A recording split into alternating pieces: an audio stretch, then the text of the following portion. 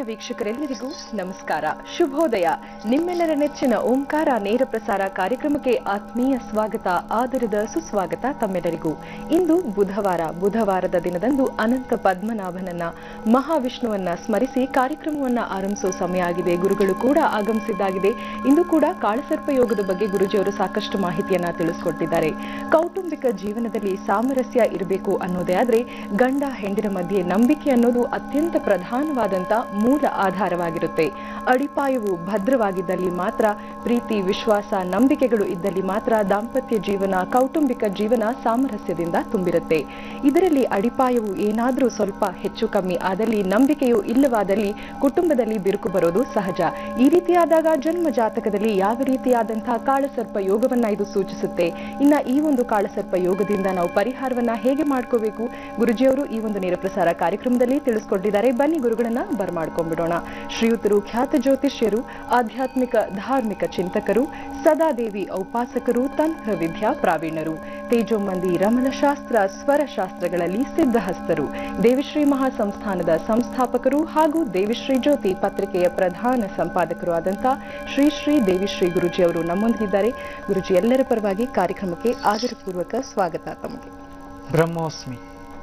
ಗುರುಜಿ, ಈ ದಿನದ ವಿಶೇಷ ಮಾಹಿತಿಗೋಸ್ಕರ ನಾವೆಲ್ಲರೂ ಕಾಯ್ತಾ ಇದ್ದೀವಿ. ಮೊದಲಿಗೆ ಪಂಚಾಂಗ ಶ್ರವಣ.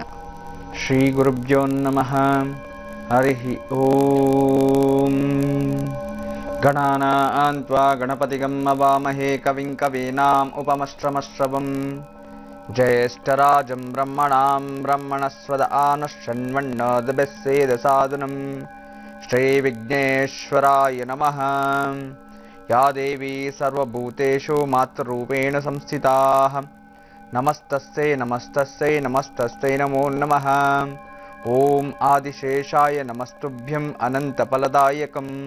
ನಮೋ ಅಸ್ತು ಪದ್ಮನಾಭಾಯ ನಾಗಾನಾಂ ಪತಯೇ ನಮಃ. ಸರ್ವೇ ಜನಭ್ಯೋ ಮಹಾಜನಭ್ಯೋ ಮಾತೃಪಿತೃದೇವತಭ್ಯೋ ಆಚಾರ್ಯ ದೇವತಭ್ಯೋ ನಮೋ ನಮಃ. ಶ್ರೀ ವಿಜಯನಾಮ ಸಂವತ್ಸರ ಉತ್ತರಾಯಣ ಶಿಶಿರ ಋತು ಫಾಲ್ಗುಣ ಮಾಸ ಶುಕ್ಲಪಕ್ಷ ಪಂಚಮಿ ಬ್ರಹ್ಮಯೋಗ ಭವಕರಣ ಅಥ ಬುಧವಾಸರ ಬುಧವಾರ. ಈ ದಿನ ಸೂರ್ಯೋದಯ ಆಗಿರ್ತಕ್ಕಂಥದ್ದು ಬೆಳಗ್ಗೆ 6:34 ಆಗಿದೆ. ಸೂರ್ಯ ಅಸ್ತ ಆಗಲಿರುವುದು 6:27. ಈ ದಿನದ ಸೂರ್ಯೋದಯ ಕಾಲಮಾನ ಪ್ರಕಾರವಾಗಿ ರಾಹುಕಾಲ 12:30ರಿಂದ 2 ಗಂಟೆಯ ತನಕ ಇರುತ್ತೆ. ಇನ್ನು ಈ ದಿನದ ಶುಭ ಮುಹೂರ್ತ 12ರಿಂದ 1 ಗಂಟೆ. ದುರ್ಮುಹೂರ್ತ ಕೂಡ 12ರಿಂದ 1 ಗಂಟೆ ಇರೋದ್ರಿಂದ ಈ ದಿನ ಯಾವುದೇ ಥರದ ಶುಭ ಮುಹೂರ್ತಗಳು ಇಲ್ಲ. ಅದನ್ನು ತುಂಬ ಅಭಿಜಿತ್ ಲಗ್ನ ಅನ್ನೋದು ಈ ದಿನ ಇಲ್ಲ. ಆದ್ರಿಂದ ಈ ದಿನ ಸ್ವಲ್ಪ ಎಚ್ಚರಿಕೆ ಜಾಗೃತಿ ಆಗಿರತಕ್ಕಂಥ ದಿನವೇ ಆಗಿರಬೇಕು. ಇದು ಪಂಚಾಂಗ. ಇನ್ನ ಈ ದಿನ ವಿಶೇಷ ನಮಗೆ ದಾಂಪತ್ಯ ಜೀವನದಲ್ಲಿ ಅನುಮಾನ ಸ್ಪಂದನೆಗಳು, ಪತಿ ಪತ್ನಿಯರ ಒಬ್ಬರಿಗೊಬ್ಬರು ಅನುಮಾನ ಪಡುವಂಥದ್ದು, ಪತಿ ಪರರ ಜೊತೆ ಸಂಸಾರ, ಕುಟುಂಬದಲ್ಲಿ ನೆಮ್ಮದಿ ಇಲ್ಲದೆ ಇರತಕ್ಕಂಥದ್ದು. ಇದಕ್ಕೆ ಏನು ಕಾರಣ, ಯಾವ ಕಾಳಸರ್ಪದೋಷ ಕಾರಣ, ಆ ರೀತಿ ಮಾಡಿದ್ರೆ ಏನಾಗುತ್ತೆ ಕರ್ಮಫಲ, ಎಲ್ಲವನ್ನು ತಿಳಿಸ್ತೀನಿ. ಅದಕ್ಕಿಂತ ಮುಂಚೆ ನಾವು ಪ್ರಾರ್ಥನೆ ಮಾಡಬೇಕಾಗಿರತಕ್ಕಂಥದ್ದು ಸರಸ್ವತಿ. ಸರಸ್ವತಿ ನಮಸ್ತುಭ್ಯಂ ವರದೆ ಕಾಮರೂಪಿಣಿ ವಿದ್ಯಾರಂಭಂ ಕರಿಷ್ಯಾಮಿ ಸಿದ್ಧಿರ್ಭವತು ಮೇ ಸದಾ. ಸರ್ವ ಸಿದ್ಧಿಗೋಸ್ಕರ ಸಾಯೋ ತನಕ ನಮ್ಮೊಂದಿಗೆ ಇರತಕ್ಕಂಥದ್ದು ನಮ್ಮ ಸರಸ್ವತಿ. ಆ ಸರಸ್ವತಿಯ ಜ್ಞಾನವನ್ನು ಅಭಿವೃದ್ಧಿ ಮಾಡಲು ನಿತ್ಯ ದರ್ಶನ, ಸತ್ಯ ದರ್ಶನ, ಸರಸ್ವತಿ ಚಕ್ರ, ಅದನ್ನ ಈಗ ನಾವು ನೋಡ್ಕೊಂಬರೋಣ. ಸರಸ್ವತಿ ನಮಸ್ತುಭ್ಯಂ ಸರ್ವದೇವಿ ನಮೋ ನಮಃ. ಶಾಂತರೂಪೇ ಶಶಿಧರೇ ಸರ್ವಯೋಗೇ ನಮೋ ನಮಃ.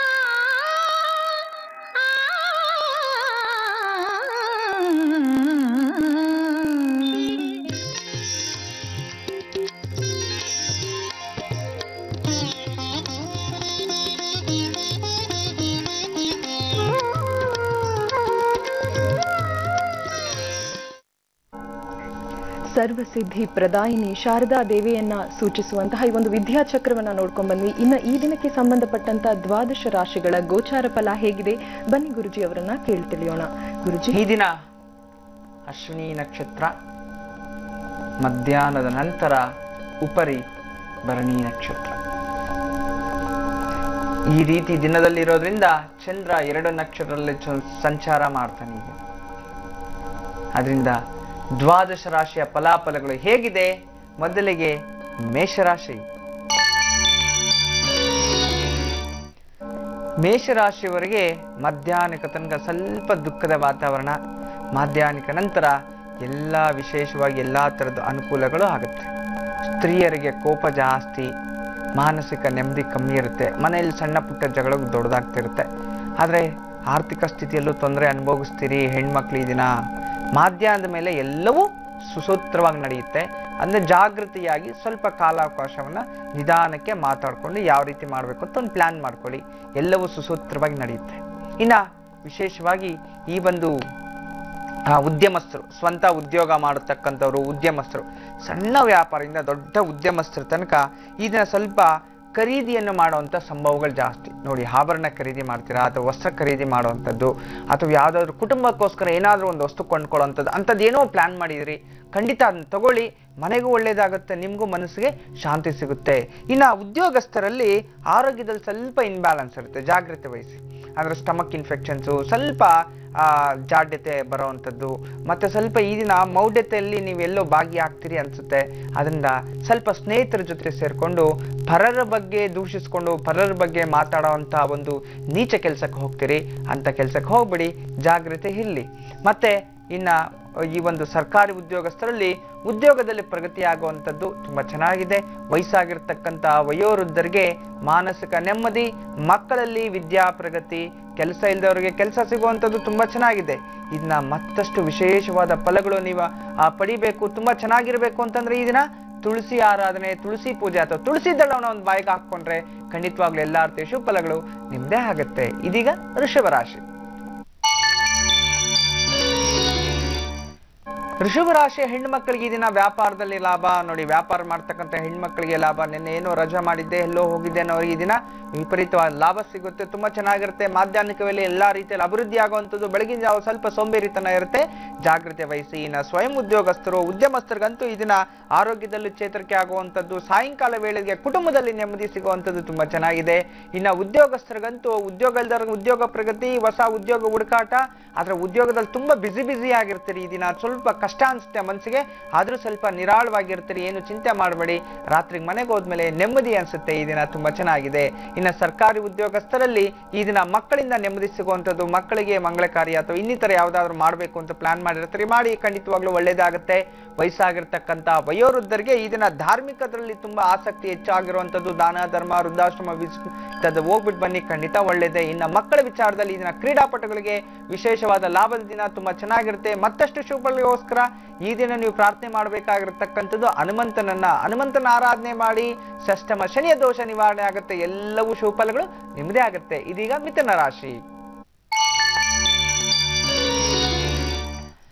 ಮಿಥುನ ರಾಶಿಯ ಹೆಣ್ಣು ಮಕ್ಕಳಿಗೆ ಇದನ್ನ ಉದ್ಯೋಗದಲ್ಲಿ ಉತ್ತಮ ಪ್ರಗತಿ, ಉನ್ನತ ಸ್ಥಾನಕ್ಕೆ ಹೋಗುವಂಥದ್ದು, ಉದ್ಯೋಗ ಇಲ್ದವ್ರಿಗೆ ಉದ್ಯೋಗ ಸಿಗುವಂಥದ್ದು, ಮದುವೆ ಇಲ್ದವ್ರಿಗೆ ಮದುವೆ ಮಾತುಕತೆ ಚರ್ಚೆಗಳಾಗುವಂಥದ್ದು. ಈ ದಿನ ವಿಶೇಷವಾಗಿ ಮದುವೆ ಯೋಗ ಬರ್ತಿದೆ. ಯಾವ್ದಾದ್ರು ಅನಾಲಿಸ್ ಜಾತಕಗಳು ಏನಾದ್ರು ನೋಡ್ಸೋಂಗಿದ್ರೆ, ಯಾವ್ದಾದ್ರು ಕರೆ ಬಂದ್ರೆ ಅದಕ್ಕೆ ಸಿದ್ಧತೆ ಮಾಡ್ಕೊಳ್ಳಿ, ಖಂಡಿತ ಅದು ಸಕ್ಸಸ್ ಆಗಿ ಆಗುತ್ತೆ. ತುಂಬಾ ಚೆನ್ನಾಗಿರ್ತಕ್ಕಂಥದ್ದು. ಇನ್ನ ಸ್ವಯಂ ಉದ್ಯೋಗಸ್ಥರು, ಉದ್ಯಮಸ್ಥರಿಗೆ ಕೀರ್ತಿ ಲಭಿಸುವುದು. ನೋಡಿ, ಏನೋ ಒಳ್ಳೆ ಕೆಲಸ ಮಾಡ್ತಿದ್ರಿ, ಧರ್ಮ ಕೆಲಸ ಆಗಿರ್ಬೋದು, ಇನ್ನಿತರ ಬೇರೆಯವರಿಗೆ ಸಹಾಯ ಮಾಡೋದಾಗಿರ್ಬೋದು, ಒಳ್ಳೆ ಕೆಲಸದಿಂದ ಕೀರ್ತಿ ಪ್ರಾಪ್ತಿಯಾಗುತ್ತೆ. ಇನ್ನ ಉದ್ಯೋಗಸ್ಥರಿಗಂತೂ ಈ ದಿನ ಸ್ವಲ್ಪ ಮಟ್ಟಿಗೆ ಕಾರ್ಪೊರೇಟರ್ ಆಫೀಸಲ್ಲಿ ಪ್ರೈವೇಟ್ ಉದ್ಯೋಗ ಮಾಡುತ್ತವರ ಈ ದಿನ ಉದ್ಯೋಗದ ಒತ್ತಡ ಜಾಸ್ತಿ ಇರತಕ್ಕಂಥದ್ದು. ಸ್ವಲ್ಪ ಜಾಸ್ತಿ ಇದ್ರೂ ಸಹ ಅದನ್ನ ಸ್ವಲ್ಪ ಮ್ಯಾನೇಜ್ ಮಾಡಿ, ಬ್ಯಾಲೆನ್ಸ್ ಮಾಡಿ. ನಮ್ಮ ಮುಂದಿನ ದಿನಗಳಲ್ಲಿ ಅದರಿಂದ ಕೀರ್ತಿ ನಿಮಗೆ ಪ್ರಾಪ್ತಿಯಾಗುತ್ತೆ. ಮತ್ತೆ ಈ ಒಂದು ಸರ್ಕಾರಿ ಉದ್ಯೋಗದಲ್ಲಿ ಸ್ವಲ್ಪ ಮಟ್ಟಿಗೆ ಹಿರಿಯ ಅಧಿಕಾರಿಗಳಿಂದ ಭಯ ಪ್ರಾಪ್ತಿ ಆಗುತ್ತೆ ಅಂತಿದೆ. ಸ್ವಲ್ಪ ಎದುರ್ಕೊಳ್ಳೋ ಪರಿಸ್ಥಿತಿಗಳು ಎದುರಿಸ್ಕೋಬೇಕಾಗತ್ತೆ. ಧೈರ್ಯ ತಗೊಳ್ಳಿ, ಒಳ್ಳೆ ಕೆಲಸ ಮಾಡಿ, ಖಂಡಿತವಾಗ್ಲೂ ನಿಮ್ಮಲ್ಲಿ ತಪ್ಪಿಲ್ಲ ಅಂತಂದ್ರೆ ಯಾವುದೇ ತರದ್ದು ತಲೆ ಬಗ್ಗಿಸೋ ಅವಶ್ಯಕತೆ ಇಲ್ಲ, ಆರಾಮಾಗಿರ್ಬೋದು, ರಾಜಾರೋಷವಾಗಿ ಇರಬಹುದು. ಇನ್ನು ವಯಸ್ಸಾಗಿರ್ತಕ್ಕಂಥ ವಯೋವೃದ್ಧರಿಗೆ ಇದನ್ನ ಸ್ವಲ್ಪ ದಿಢೀರ್ ದೂರದ ಪ್ರಯಾಣ ಸಂಭವ ಬರ್ತಿದೆ, ಸ್ವಲ್ಪ ಜಾಗ್ರತೆ ವಹಿಸಿ. ಅನುಕೂಲ ಆದ್ರೆ ಹೋಗಿ ಬನ್ನಿ, ಸ್ವಲ್ಪ ಯಾವುದಕ್ಕೂ ಪೂರ್ವ ಸಿದ್ಧತೆಗಳನ್ನ ಮಾಡಿಟ್ಕೊಂಡಿರಿ.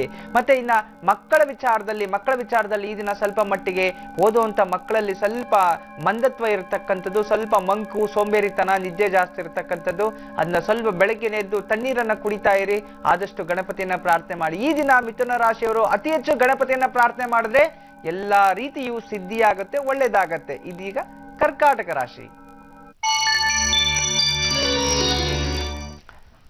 ಕರ್ಕಾಟಕ ರಾಶಿಯವರಿಗೆ ಈ ದಿನ ಬಂಧು ಮಿತ್ರರಿಂದ ಸ್ವಲ್ಪ ನೋಡಿ, ಸ್ತ್ರೀಯರ ಹೆಣ್ಣು ಮಕ್ಕಳು ಬಂಧು ಮಿತ್ರರ ಹತ್ರ ಸ್ವಲ್ಪ ಜಗಳ ಇಟ್ಕೊಂಡ್ಬಿಡ್ತೀರಿ, ಕೋಪ ಜಾಸ್ತಿ. ಯಾಕೋ ಸ್ನೇಹಿತರ ಜೊತೆ ಕೋಪ, ಅಥವಾ ಬಂಧು ಮಿತ್ರರ ಕೋಪ, ಅತ್ತೆ ಮಾವಂದ್ರ ಜೊತೆ ಕೋಪ, ಅಕ್ಕ ತಂಗಿಯರ ಜೊತೆ ಕೋಪ, ಈ ರೀತಿಯಾಗಿ ಸ್ವಲ್ಪ ಬಂಧು ನಾಶವನ್ನು ಮಾಡ್ಕೊಂತೀರಿ ಅಂತ ನೋಡಿ. ಯಾವತ್ತೇ ಆಗ್ಲಿ ಪರವ್ರು ನಮ್ಮನ್ನು ಏನೇ ದೂಷಿಸಿದ್ರು ಸಹ ಅವ್ರನ್ನ ನಾವು ಪ್ರೀತಿಸ್ಬೇಕು. ನಾವು ಅವ್ರನ್ನ ಪ್ರೀತಿಸ್ತಿದ್ರೆ ನಾವು ಇಷ್ಟು ಮಾತಾಡ್ಕೊಂಡ್ರೆ ಅವ್ರು ನಮ್ಮ ಹತ್ರ ಚೆನ್ನಾಗಿದ್ದಾರ ಅಂತೇಳಿ ಅವ್ರಿಗೆ ನಾಚಿಕೆ ಮಾನ ಮರ್ಯಾದೆ ಹೋಗ್ಬೇಕು. ಅವರೇ ಅಡ್ಜಸ್ಟ್ ಆಗ್ಬಿಡ್ಬೇಕು, ನಾವು ಹಿಂಗ್ ಮಾತಾಡಬಾರ್ದು ಅಂತ. ಅದು ಅವ್ರು ತಿಳ್ಕೊಂತಾರೆ. ನೀವು ಕೋಪ ಮಾಡ್ಕೋಬೇಡಿ, ಭಗವಂತ ಇದ್ದಾನೆ ನಿಮ್ ಕಡೆ, ಯಾಕೆ ಚಿಂತೆ ಮಾಡ್ತೀರಿ? ಮತ್ತೆ ಈ ಒಂದು ಉದ್ಯಮಸ್ಥರಿಗೆ ಸ್ವಲ್ಪ ದುಃಖದ ವಾತಾವರಣ, ಕಿರಿಕಿರಿ ಆಗುವಂಥದ್ದು, ಕೆಲಸ ಮಾಡಕ್ಕೆ ಇಂಟ್ರೆಸ್ಟ್ ಇರೋಲ್ಲ, ಬೇಗ ಮನೆಗೆ ಹೋಗ್ಬೇಡ ಅಂತ ಅನ್ಕೊಂಡಿದ್ರೆ ಅದೇ ಸಾಯಂಕಾಲ ವೇಳೆಗೆ ಎಲ್ಲವೂ ಸುಸೂತ್ರವಾಗಿ ಸೊರ ಹೋಗುತ್ತೆ. ಇನ್ನ ಉದ್ಯೋಗಸ್ಥರು ಕಾರ್ಪೊರೇಟ್ ಆಫೀಸಲ್ಲಿ ಕೆಲಸ ಮಾಡ್ತಕ್ಕಂಥ ಉದ್ಯೋಗದಲ್ಲಿ ಉನ್ನತಿ ಇದೆ. ಇದನ್ನ ಸ್ವಲ್ಪ ಪ್ರಮೋಟ್ ಆಗ್ಬೋದು, ಒಳ್ಳೆ ಸ್ಥಾನ, ಒಳ್ಳೆ ಹೆಸರು, ಕೀರ್ತಿಯನ್ನು ಅನುಭವಿಸಿ ಗುರುತಿಸ್ಕೊಳ್ಳೋ ವ್ಯಕ್ತಿಗಳು ಆಗ್ತಿದ್ದೀರಿ, ತೊಂದರೆ ಇಲ್ಲ. ಇನ್ನ ಸರ್ಕಾರಿ ಉದ್ಯೋಗಸ್ಥರಿಂದ ಸ್ವಲ್ಪ ದೂರದ ಪ್ರಯಾಣ ಸಂಭವ, ಟ್ರಾನ್ಸ್ಫರ್ ಆಗ್ಬೋದು, ಅಥವಾ ಇನ್ನಿತರ ಕ್ಷೇತ್ರಗಳಿಗೆ ಹೋಗುವಂಥದ್ದು, ನಿಮ್ಮ ಕೆಲಸ ಬಿಟ್ಟು ಬೇರೆಯವ್ರ ಕೆಲಸ ಮಾಡುವಂಥದ್ದು, ಇಚ್ಛಿಸುವಂಥದ್ದು, ಇಂಥದ್ದು ಯಾವ್ದಾದ್ರು ಸನ್ನಿವೇಶಗಳು ಬರುತ್ತೆ, ಮಾಡಿ ಒಳ್ಳೆ ಹೆಸರು ಸಂಪಾದನೆ ಮಾಡ್ತೀರಿ. ಇನ್ನ ವಯಸ್ಸಾಗಿರ್ತಕ್ಕಂಥ ವಯೋವೃದ್ಧರಲ್ಲಿ ಆರೋಗ್ಯದಲ್ಲಿ ವೃದ್ಧಿ ಆಗುವಂಥದ್ದು ಮತ್ತು ಬಂಧು ಮಿತ್ರರ ಭೇಟಿ ಅಂತ ಹೇಳ್ತಿದ್ದೆ, ಹೋಗಿ ಬನ್ನಿ, ಖಂಡಿತ ಒಳ್ಳೆಯದು. ಮಕ್ಕಳಿಗೆ ಇಷ್ಟ ವಸ್ತುಗಳು ನೋಡಿ, ಯಾವುದು ತುಂಬಾ ಪ್ರೀತಿಯಿಂದ ನೋಡ್ಕೊಳ್ಳುವಂಥ ವಸ್ತುಗಳು, ಪ್ರೀತಿಸುವವರು, ತಂದೆ ತಾಯಿ ಇಂಥವ್ರ ದೂರ ಆಗುವಂಥದ್ದು, ತುಂಬಾ ಅತಿ ಹೆಚ್ಚು ಜಾಗ್ರತೆ ನೋಡೋ ವಸ್ತುಗಳು ಅಷ್ಟೇ ಜಾರಿ ಬಿದ್ದು ಅದು ನಾಶ ಆಗುವಂಥದ್ದು, ಸ್ವಲ್ಪ ಎಚ್ಚರಿಕೆ ವಹಿಸಿ. ಈ ದಿನ ಎಲ್ಲಾ ರೀತಿಯ ಶುಭಫಲಗಳಿಗೋಸ್ಕರ ನೀವು ಮಾಡಬೇಕಾಗಿರ್ತಕ್ಕಂಥದ್ದು ವಿಷ್ಣು ಆರಾಧನೆ, ಮಹಾವಿಷ್ಣುವನ ಆರಾಧನೆ ಮಾಡಿ, ವಿಷ್ಣುವಿಗೆ ತುಳಸಿ ಅರ್ಚನೆ ಮಾಡಿ, ಖಂಡಿತವಾಗ್ಲೂ ಎಲ್ಲಾ ರೀತಿಯ ಶುಭಫಲಗಳು ನಿಮ್ದೇ ಆಗುತ್ತೆ. ಇದೀಗ ಸಿಂಹರಾಶಿ. ಸಿಂಹರಾಶಿಯವರಿಗೆ ಈ ದಿನ ಸ್ವಲ್ಪ ಮಟ್ಟಿಗೆ ಮನಸ್ಸಿಗೆ ಚಿಂತೆ ಉಂಟಾಗುವಂಥದ್ದು, ಯಾಕೋ ಸ್ವಲ್ಪ ಲವಲವಿಕೆ ಕಮ್ಮಿ ಆಗಿದೆ, ಸ್ವಲ್ಪ ಜಾಗೃತಿ ವಹಿಸಿ. ಸ್ತ್ರೀಯರು ಎಲ್ಲಾದ್ರೂ ಹೊರಗಡೆ ಹೋಗ್ಬಿಟ್ಟು ಬಂದ್ರೆ ಹೋಗ್ಬಿಟ್ಟು ಬನ್ನಿ, ಖಂಡಿತವಾಗ್ಲೂ ಮನಸ್ಸು ನೆಮ್ಮದಿ ಸಿಗುತ್ತೆ. ಶಾಪಿಂಗ್ ಹೋಗ್ಬಿಟ್ಟು ಬನ್ನಿ. ಯಾರಾದ್ರೂ ಇಷ್ಟಪಟ್ಟಿರೋ ವ್ಯಕ್ತಿಗಳಿಗೆ ಏನಾದ್ರೂ ತಗೊಂಡ್ಬಿಟ್ರೆ ಈ ದಿನ ನಿಜವಾಗ್ಲೂ ನಿಮ್ಮ ಮನಸ್ಸು ಸಂತೋಷವಾಗಿರುತ್ತೆ. ಚಿಂತೆ ಮಾಡಬೇಡಿ, ನಿಮ್ಮನ್ನ ಪ್ರೀತಿಸೋ ವ್ಯಕ್ತಿಗಳು ಜಾಸ್ತಿ ಜನ ಇದ್ದಾರೆ, ಇದನ್ನ ಯಾರು ನನಗಿಲ್ಲ ಅಂತೇಳಿ ಚಿಂತೆ ಮಾಡೋ ಅವಶ್ಯಕತೆ ಇಲ್ಲ. ಮಾಧ್ಯಾಹ್ನಿಕದ ಮೇಲೆ ಎಲ್ಲವೂ ಸುಸೂತ್ರವಾಗಿ ಒಳ್ಳೆಯದೇ ಆಗುತ್ತೆ. ಇನ್ನ ಉದ್ಯಮಸ್ಥರಿಗಂತೂ ಮನೆಯಲ್ಲಿ ಸ್ವಲ್ಪ ಜಗಳಗಳು ಉಂಟಾಗುವಂಥದ್ದು, ಗಂಡ ಹೆಂಡತಿಯರ ಜೊತೆ ವ್ಯಾಪಾರದಲ್ಲಿ ಇಂಥದ್ರಲ್ಲಿ ಸ್ವಲ್ಪ ಕಿರಿಕಿರಿ ಅನುಭವಿಸ್ತೀರಿ, ಸ್ವಲ್ಪ ಜಾಗ್ರತೆ ವಹಿಸಿ. ಇನ್ನ ಸ್ವಂತ ಉದ್ಯೋಗಸ್ಥರನ್ನ ಬಿಟ್ಟು ಕಾರ್ಪೊರೇಟ್ ಕಂಪ್ನಿ ಅಲ್ಲಿ ಕೆಲಸ ಮಾಡತಕ್ಕಂಥವ್ರಿಗೆ ವಿಶೇಷವಾಗಿ ವ್ಯಾಪಾರ ವಹಿವಾಟುಗಳಲ್ಲಿ ಆಸಕ್ತಿ ಹೆಚ್ಚು. ಸುಮ್ಮನೆ ಯಾರಿಗೂ ದುಡ್ಡು ಕೊಡಿಸೋದು, ಶೂರಿಟಿ ಕೊಡಿಸೋದು, ಅಥವಾ ಷೇರು ಜೂಜು ಮಾರುಕಟ್ಟೆಗಳಲ್ಲಿ ಇಂಥ ಜಾಗದಲ್ಲೆಲ್ಲ ದುಡ್ಡು ಹಾಕಿ ಲಾಸ್ ಮಾಡ್ಕೊಳ್ಳುವಂತ ಸಂಭವ ಇದೆ, ಜಾಗ್ರತೆ ವಹಿಸಿ. ಇನ್ನ ವಿಶೇಷವಾಗಿ ಈ ಸರ್ಕಾರಿ ಉದ್ಯೋಗಸ್ಥರಿಗೆ ಬೇರೆಯವರಿಂದ ಕಿರುಕುಳ ಉಂಟಾಗುವಂಥದ್ದು ನೋಡಿ. ಸ್ನೇಹಿತರು ಕೂಡ ಜಗಳ ಆಗ್ತಿದ್ದಾರೆ, ಸ್ನೇಹಿತರು ಕೂಡ ನಿಮ್ಗೆ ವೈರಿಗಳಾಗ್ತಿದ್ದಾರೆ, ಸ್ವಲ್ಪ ಎಚ್ಚರಿಕೆ ವಹಿಸಬೇಕು ಈ ದಿನ. ಇನ್ನ ವಯಸ್ಸಾಗಿರ್ತಕ್ಕಂಥ ವಯೋವೃದ್ಧರಲ್ಲಿ ಆತ್ಮವಿಶ್ವಾಸ ಹೆಚ್ಚಾಗುವಂಥದ್ದು, ಯಾವುದೋ ಒಂದು ದೊಡ್ಡ ಕೆಲಸ ಕೈ ಹಾಕ್ಬೇಕು, ನಾನು ಮಾಡ್ಬೇಕು ಅಂತ ಛಲ ಇಟ್ಟು ಮಾಡ್ತೀರಿ, ಖಂಡಿತರಲ್ಲಿ ಜಯ ಸಿಕ್ಕೇ ಸಿಗುತ್ತೆ, ಚಿಂತೆ ಮಾಡಬೇಡಿ. ಇನ್ನ ಮಕ್ಕಳ ವಿಚಾರದಲ್ಲಂತೂ ಈ ದಿನ ಸ್ವಲ್ಪ ನೆಗೆಟಿವ್ ಥಾಟ್ಸ್ ಜಾಸ್ತಿ ಇರುತ್ತೆ. ನೆಗೆಟಿವ್ ಥಾಟ್ಸ್ ಅಂದ್ರೆ ಕೆಟ್ಟ ದುರಾಲೋಚನೆಗಳು, ಇದರಿಂದ ಕೆಟ್ಟವರು ಸವಾಸ ಮಾಡುವಂತ ಇಂಥದ್ದೆಲ್ಲ ಎಚ್ಚರಿಕೆ ಇರಬೇಕು. ಅಂದ ಈ ದಿನ ನೀವು ಮಾಡ್ಬೇಕಾಗಿರ್ತಕ್ಕಂಥದ್ದು ಹನುಮಂತನ ಸ್ತೋತ್ರ, ಹನುಮಂತನ ಆರಾಧನೆ ಮಾಡಬೇಡಿ. ತೃತೀಯ ಶನಿ, ತೃತೀಯ ರಾಹು ದೋಷ ನಿವಾರಣೆ ಆಗುತ್ತೆ. ಈಗ ಕನ್ಯಾ ರಾಶಿಯವರಿಗೆ ಈ ದಿನ ಹೇಗಿದೆ ಬನ್ನಿ ಗುರುಜಿ ಅವರಿಂದ ಕೇಳ್ತಿಳಿಯೋಣ. ಗುರುಜಿ, ಇದೀಗ ಕನ್ಯಾ ರಾಶಿ. ಕನ್ಯಾ ರಾಶಿಯವರಿಗೆ ಇದನ್ನ ಹೆಣ್ಣು ಮಕ್ಕಳು, ಸ್ತ್ರೀಯರು, ಸಣ್ಣ ಮಕ್ಕಳಿಂದ ವಯಸ್ಸಾಗಿರತಕ್ಕಂಥ ವಯೋವೃದ್ಧ ಸ್ತ್ರೀಯರೆಲ್ಲರೂ ಸ್ವಲ್ಪ ಎಲ್ಲ ಕೆಲಸ ಕಾರ್ಯಗಳಲ್ಲಿ ಸ್ವಲ್ಪ ವಿಘ್ನಗಳು ಇರುತ್ತೆ. ಆದರೆ ಮಾಧ್ಯಾಹ್ನಿಕ ನಂತರ ಎಲ್ಲವೂ ಸುಸೂತ್ರವಾಗಿ ನಡ್ಕೊಳ್ತಾ ಹೋಗುತ್ತೆ, ಚಿಂತೆ ಮಾಡಿ ಅವಶ್ಯಕತೆ ಇಲ್ಲ. ಅದರಿಂದ ಜಾಗೃತಿಯಿಂದ ಯಾವ ಟೈಮ್ಗೆ ಏನು ಕೆಲಸ ಮಾಡಬೇಕು ನೋಡ್ಕೊಂಡು ಕರೆಕ್ಟಾಗಿ ವ್ಯವಹಾರಗಳಲ್ಲಿ ಸ್ವಲ್ಪ ತಲೆ ಹಾಕಿ. ಮತ್ತೆ ಈ ಉದ್ಯಮಸ್ಥರಿಗೆ ಸ್ವಲ್ಪ ಬೆಳಗ್ಗೆನೆ ದೇಹ ಆಲಸ್ಯ ಇರುತ್ತೆ, ಸ್ವಲ್ಪ ಅಜೀರ್ಣ ಶಕ್ತಿ, ಯಾಕೋ ಸ್ಟಮಕ್ ಪ್ರಾಬ್ಲಮ್, ಆಸಿಡಿಟಿ ಇಂಥದ್ದೇನಾದ್ರೂ ಇರ್ಬೋದು. ಆದರೆ ಮಧ್ಯಾಹ್ನದ ಮೇಲೆ ಎಲ್ಲವೂ ಸರಿ ಹೋಗುತ್ತೆ. ಮತ್ತೆ ಈ ಒಂದು ಉದ್ಯೋಗಸ್ಥರಿಗೆ ಇದನ್ನ ಸ್ವಲ್ಪ ಮಟ್ಟಿಗೆ ಸಂತೋಷ ವಾತಾವರಣ, ಸಂತೋಷವಾಗಿರ್ತೀರಾ. ಆದರೆ ನಮ್ಮಿಂದ ಏನೋ ಸಂಚಲನ ನಡೀತಿದೆ, ಯಾಕೋ ಈ ನೆಗೆಟಿವ್ ಆಗಿ ಮಾತಾಡ್ತಾರಲ್ಲ, ಈ ಕಡೆದು ಆ ಕಡೆ, ಆ ಕಡೆದು ಈ ಕಡೆ ಹೇಳ್ತಾರಲ್ಲ ಅಂಥೇಳಿ ಸ್ವಲ್ಪ ಮನ್ಸಿಗೆ ಗೊತ್ತಾಗಿ ಮನ್ಸಿಗೆ ಬೇಜಾರು ಮಾಡ್ಕೊಳ್ಳೋವಂಥ ಪರಿಸ್ಥಿತಿಗಳು ಬರುತ್ತೆ. ಜಾಗೃತಿ ವಹಿಸಿ ಯಾವುದು ತಲೆಗೆ ಹಾಕ್ಕೋಬೇಡಿ. ಇನ್ನು ಸರ್ಕಾರಿ ಉದ್ಯೋಗಸ್ಥರಿಗಂತೂ ಇದನ್ನ ಉದ್ಯೋಗದಲ್ಲೇ ಕಿರುಕುಳ, ರಿಸೈನ್ ಮಾಡ್ಬಿಡ್ತೀನಿ, ಸರಿ ಇಲ್ಲ ಜನ ಹಾಗೆ ಹೀಗೆ ಅಂತ ಮನ್ಸಿಗೆ ಬೇಜಾರು ಮಾಡ್ಕೊಳ್ಳೋವಂಥದ್ದು. ಆದರೆ ಸಾಯಂಕಾಲ ಮನೆಗೆ ಹೋಗ್ತಾ ಎಲ್ಲವೂ ಸುಸೂತ್ರವಾಗಿ ರೆಡಿ ಆಗಿರ್ತೀರಿ. ಇನ್ನು ವಯಸ್ಸಾಗಿರ್ತಕ್ಕಂಥ ವಯೋವೃದ್ಧರಲ್ಲಿ ಇದನ್ನ ಸ್ವಲ್ಪ ಮಟ್ಟಿಗೆ ಈ ಒಂದು ಆಧ್ಯಾತ್ಮಿಕತೆಯಲ್ಲಿ ಸ್ವಲ್ಪ ಹೆಚ್ಚು ಆಸಕ್ತಿ ಇರುತ್ತೆ. ದೇವಸ್ಥಾನಕ್ಕೆ ಹೋಗ್ಬೇಕು, ತೀರ್ಥಕ್ಷೇತ್ರಕ್ಕೆ ಹೋಗ್ಬೇಕು, ಎಲ್ಲಾದ್ರೂ ಹೋಗಿ ಬರಬೇಕು ಅಂತ ಹೇಳಿ ಪ್ರಯತ್ನ ಮಾಡ್ತಾರೆ. ಖಂಡಿತ ಹೋಗ್ಬಿಟ್ಟು ಬನ್ನಿ, ಒಳ್ಳೇದೇ ಆಗುವಂಥದ್ದು, ಆರೋಗ್ಯದಲ್ಲಿ ಚೇತರಿಕೆ ಆಗುವಂಥದ್ದು ತುಂಬಾ ಚೆನ್ನಾಗಿದೆ. ಇನ್ನು ಮಕ್ಕಳ ವಿಚಾರದಲ್ಲಿ ಈ ದಿನ ಮಟ್ಟಿಗೆ ತುಂಬಾ ಶುಭ ದಿನವೇ ಆಗಿರುತ್ತೆ. ಎಲ್ಲವೂ ಮಂದ ಸ್ಥಿತಿಯಲ್ಲಿ ಮಾಡುವಂಥ ಕೆಲಸಗಳಿರುತ್ತೆ, ಆದ್ರೆ ನಿಧಾನ ಆದ್ರೂ ಪರವಾಗಿಲ್ಲ, ಎಲ್ಲವೂ ಕರೆಕ್ಟಾಗಿ ಮಾಡಿ, ಯಾವುದೇ ವಿಘ್ನಗಳು ಬರೋದಿಲ್ಲ. ಈ ದಿನ ಮತ್ತಷ್ಟು ಶುಭಫಲಗಳಿಗೋಸ್ಕರ ನೀವು ಆರಾಧನೆ ಮಾಡಬೇಕಾದ ದುರ್ಗಾದೇವಿನ ಆರಾಧನೆ ಮಾಡ್ಕೊಳ್ಳಿ, ದುರ್ಗಾದೇವಿ ಪೂಜೆ ಮಾಡಿ, ಎಲ್ಲ ರೀತಿಯ ಶುಭಫಲಗಳು ನಿಮ್ದೇ ಆಗುತ್ತೆ. ಇದೀಗ ತುಲಾರಾಶಿ. ತುಲಾರಾಶಿಯವರಿಗೆ ಈ ದಿನ ಸ್ವಲ್ಪ ಮಟ್ಟಿಗೆ ಖರ್ಚು ಜಾಸ್ತಿ ಇರುತ್ತೆ. ಸ್ತ್ರೀಯರೆಲ್ಲರೂ ಸಹ ಧನಹಾನಿ ಅಂತ ಹೇಳ್ತಿದೆ. ಖರ್ಚು ಜಾಸ್ತಿ, ಅಧಿಕ ಖರ್ಚಾಗುವಂಥದ್ದು ತುಂಬಾ ಮಟ್ಟಿಗೆ ಸ್ವಲ್ಪ ಜಾಗ್ರತೆ ವಹಿಸಬೇಕು. ದುಡ್ಡು ಕಳ್ಕೊಳ್ಳೋದು ತುಂಬಾ ಸುಲಭ, ಆದರೆ ಸಂಪಾದನೆ ಮಾಡೋದು ತುಂಬ ಕಷ್ಟ. ಅದರಿಂದ ಸ್ವಲ್ಪ ಎಷ್ಟು ಬೇಕೋ ಅಷ್ಟೇ ಖರ್ಚು ಮಾಡಿ, ಅಧಿಕ ಖರ್ಚು ಮಾಡಬೇಡಿ. ಮತ್ತು ಈ ಒಂದು ಉದ್ಯಮಸ್ಥರು, ಸ್ವಂತ ಬಿಸ್ನೆಸ್ಸು, ಸ್ವಂತ ವ್ಯಾಪಾರ, ಏನಾದರೂ ಸ್ವಯಂ ಉದ್ಯೋಗ ಮಾಡೋಂಥವ್ರಿಗೆ ಬಂಧು ಮಿತ್ರರ ಭೇಟಿ, ಬಂಧು ಮಿತ್ರರ ಸಹಕಾರ, ಸ್ನೇಹಿತರ ಸಹಕಾರ ಸಿಗುವಂಥದ್ದು ತುಂಬ ಚೆನ್ನಾಗಿರುತ್ತೆ. ಇನ್ನು ಈ ಕಾರ್ಪೊರೇಟ್ ಕಂಪ್ನಿಲಿ ಅಲ್ಲಿ ಕೆಲಸ ಮಾಡ್ತಾರೆ, ವಸ್ತ್ರಾಭರಣಗಳ ಖರೀದಿ ಅಂತ ಹೇಳ್ತಿದೆ. ಮನೆಗೋಸ್ಕರ ಏನಾದರೂ ತಗೋಬೇಕು, ಏನಾದರೂ ಪ್ಲಾನ್ ಮಾಡಬೇಕು, ಗಾಡಿ ತಗೋಬೇಕು ಅಥವಾ ಏನಾದರೂ ತಗೋಬೇಕು ನಾನು ಅಂತ ಹೇಳಿ ಹಾರಾಟ ಇರುತ್ತೆ. ಈ ದಿನ ಮಾಧ್ಯಮಿಕದ ಮೇಲೆ ಪ್ರಯತ್ನ ಪಡಿ, ಆಸೆ ಇದ್ರೆ ಬುಕ್ ಮಾಡೋದು, ವಾಟ್ ಎವರ್ ನಿಮ್ಗೆ ಏನ್ ಅನ್ಸುತ್ತೋ ಅದನ್ನ ಪ್ರಯತ್ನ ಮಾಡಿ, ಖಂಡಿತವಾಗ್ಲೂ ಸಕ್ಸಸ್ ಆಗುತ್ತೆ ಈ ದಿನ. ಮತ್ತೆ ಈ ಒಂದು ಸರ್ಕಾರಿ ಉದ್ಯೋಗಸ್ಥರಿಗೆ ಸ್ವಲ್ಪ ಮಟ್ಟಿಗೆ ಮನಸ್ಸಿಗೆ ಸಮಾಧಾನ ಇದ್ರೂ ಸಹ ಮನೆಯಲ್ಲಿ ಕುಟುಂಬದಲ್ಲಿ ಜಗಳ ಇರತಕ್ಕಂಥದ್ದು, ಜಾಗೃತಿ ವಹಿಸಿ. ವಯಸ್ಸಾಗಿರ್ತಕ್ಕಂಥ ವಯೋವೃದ್ಧರಿಗೆ ಬಂಧು ಮಿತ್ರರನ್ನ ಸ್ವಲ್ಪ ಕಿರುಕುಳ ಆಗುವಂಥದ್ದು, ಪಿತ್ರಾರ್ಜಿತ ಆಸ್ತಿಯಲ್ಲಿ ತೊಂದರೆಗಳಾಗುವಂಥದ್ದು ಎಚ್ಚರಿಕೆ ವಹಿಸಬೇಕು. ಇದನ್ನ ಮಕ್ಕಳ ವಿಚಾರದಲ್ಲಿ ತುಂಬಾ ಜಾಗೃತಿ ವಹಿಸಬೇಕು. ನಿಮ್ಮ ಮೇಲೆ ಅಪವಾದಗಳು ಬರುವಂತ ಸಂಗತಿಗಳು, ಅಪವಾದಗಳು ಮಾಡದಿರೋ ತಪ್ಪಿಗೆ ಶಿಕ್ಷೆ ಅನುಭವಿಸಬೇಕಾಗತ್ತೆ. ಜಾಗೃತಿ ವಹಿಸಿ, ಇಲ್ದಿದ್ರೆ ತುಂಬಾ ನೀವೇ ನೊಂದ್ಕೋಬೇಕಾಗತ್ತೆ. ಇದನ್ನ ಎಲ್ಲಾ ರೀತಿಯ ಶುಭಫಲಗಳಿಗೋಸ್ಕರ ಸೂರ್ಯನಾರಾಯಣ ನಮಸ್ಕಾರ, ಸೂರ್ಯ ನಮಸ್ಕಾರ ಅಥವಾ ಸೂರ್ಯನ ಸ್ತೋತ್ರ ಅಥವಾ ವಿಷ್ಣುವಿಗೆ ಒಂದು ತುಳಸಿ ಮಾಲೆಯಿಂದ ಎಲ್ಲಾ ರೀತಿಯ ಶುಭಫಲಗಳು ನಿಮ್ದೇ ಆಗುತ್ತೆ. ಇದೀಗ ವೃಶ್ಚಿಕ ರಾಶಿ. ವೃಶ್ಚಿಕ ರಾಶಿಯವರಿಗೆ ಈ ದಿನ ಎಲ್ಲ ಅಂದುಕೊಂಡ ಕೆಲಸ ಕಾರ್ಯಗಳಲ್ಲೂ ಜಯ ಸಿಗುವಂಥದ್ದು ಹೆಣ್ಣು ಮಕ್ಕಳಿಗೆ ತುಂಬಾ ಚೆನ್ನಾಗಿರುತ್ತೆ. ಎಲ್ಲ ಕೆಲಸ ಕಾರ್ಯಗಳು ಸಹ ಮಧ್ಯಾಹ್ನಕ್ಕೆ ತನಕ ಸ್ವಲ್ಪ ನಿಧಾನಕ್ಕೆ ಹೋದ್ರು ಮಧ್ಯಾಹ್ನದ ಮೇಲೆ ನಿಮ್ ಕೆಲಸ ಸಕ್ಸಸ್ ಆಗುತ್ತೆ. ಸುಮಾರು ದಿನಗಳಿಂದ ಪೆಂಡಿಂಗ್ ಇರುವಂತಹ ಫೈಲ್ಸ್ ಎಲ್ಲ ಮೂವ್ ಆಗುವಂಥದ್ದು, ನಿಮ್ ಕೆಲಸಗಳೆಲ್ಲ ಇದಾಗುವಂಥದ್ದು, ಭಂಗ ಆಗ್ತಿತ್ತು, ಅಪಮಾನ ಆಗ್ತಿತ್ತು, ಅವಾದ ಆಗ್ತಿತ್ತು, ಅವೆಲ್ಲ ನಿರ್ವಿಘ್ನವಾಗಿ ಈ ದಿನ ನೆರವೇರುತ್ತೆ. ಚಿಂತೆ ಮಾಡಬೇಡಿ. ಇನ್ನು ಉದ್ಯಮಸ್ಥರಿಗಂತೂ ಹೊಸ ಉದ್ಯೋಗ, ಹೊಸ ಉದ್ಯಮಗಳು, ಹೊಸ ಕಾಂಟ್ರಾಕ್ಟ್ಸು, ಮತ್ತೆ ಬೇರೆ ಏನಾದರೂ ಬಿಸ್ನೆಸ್ ಮಾಡಬೇಕು ಅಂತ ಸ್ಟಾರ್ಟ್ ಮಾಡೋಂಥ ಇಂಥದ್ದೆಲ್ಲವೂ ತುಂಬಾ ಚೆನ್ನಾಗಿದೆ. ಚಿಂತೆ ಮಾಡಬೇಡಿ, ಪ್ರಯತ್ನ ಪಡಿ, ಜಯ ನಿಮ್ದೇ ಆಗುತ್ತೆ. ಇನ್ನು ಉದ್ಯೋಗಸ್ಥರಿಗಂತೂ ಸ್ವಲ್ಪ ಉದ್ಯೋಗ ಯಾಕೋ ಬದಲಿಸಬೇಕು ಅನ್ನೋ ಒಂದು ಯೋಚನೆಯಲ್ಲಿದ್ದೀರಿ. ಎಲ್ಲೆಲ್ಲ ಹಾಕ್ತಾರೋ, ಏನಾಗುತ್ತೋ ನನ್ನ ಜೀವನದಲ್ಲಿ, ಅಥವಾ ಇದೇ ಡಿಪಾರ್ಟ್ಮೆಂಟ್ ಬೇರೆ ಕಡೆ ಹೋಗ್ತಿರೋ ಅಂತ ಹೇಳಿ ಸ್ವಲ್ಪ ಕನ್ಫ್ಯೂಷನ್ ಅಲ್ಲಿ ಇರ್ತೀರಿ. ಚಿಂತೆ ಮಾಡಬೇಡಿ, ನೀವೇನ್ ಅನ್ಕೊಂಡಿದ್ರೋ ಅದೇ ನಡೆಯುತ್ತೆ.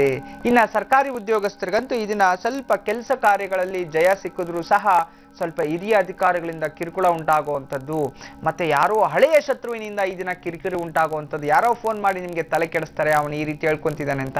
ಅದಕ್ಕೆಲ್ಲ ತಲೆ ಕೆಡಿಸ್ಕೋಬೇಡಿ. ಆನೇನು ನೋಡಿ ನಾಯಿ ಬೊಗಳ್ತಾ ಇರುತ್ತೆ, ಅದಕ್ಕೆ ಯಾಕೆ ಚಿಂತೆ ಮಾಡ್ತೀರಿ? ನಿಮ್ಮ ಪಾಡಿಗೆ ನೀವಿರಿ, ಯಾರ್ದು ಏನು ಹೇಳಿದ್ರು ಕೇಳಿಸ್ಕೋಬೇಡಿ, ಅದರಿಂದ ಉತ್ತಮ.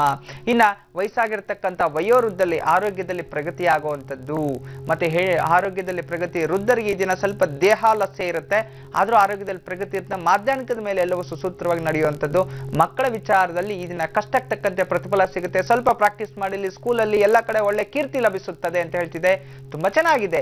ಮತ್ತಷ್ಟು ವಿಶೇಷ ಫಲಗಳಿಗೋಸ್ಕರ ಈ ದಿನ ನೀವು ವಿಶೇಷವಾಗಿ ಸರಸ್ವತಿಯ ಸ್ತೋತ್ರ ಅಥವಾ ಮಹಾಲಕ್ಷ್ಮಿಯ ಆರಾಧನೆಯಿಂದ ಎಲ್ಲಾ ರೀತಿಯ ಶುಭಫಲಗಳು ನಿಮ್ದೇ ಆಗುತ್ತೆ. ಇದೀಗ ಧನುರಾಶಿ.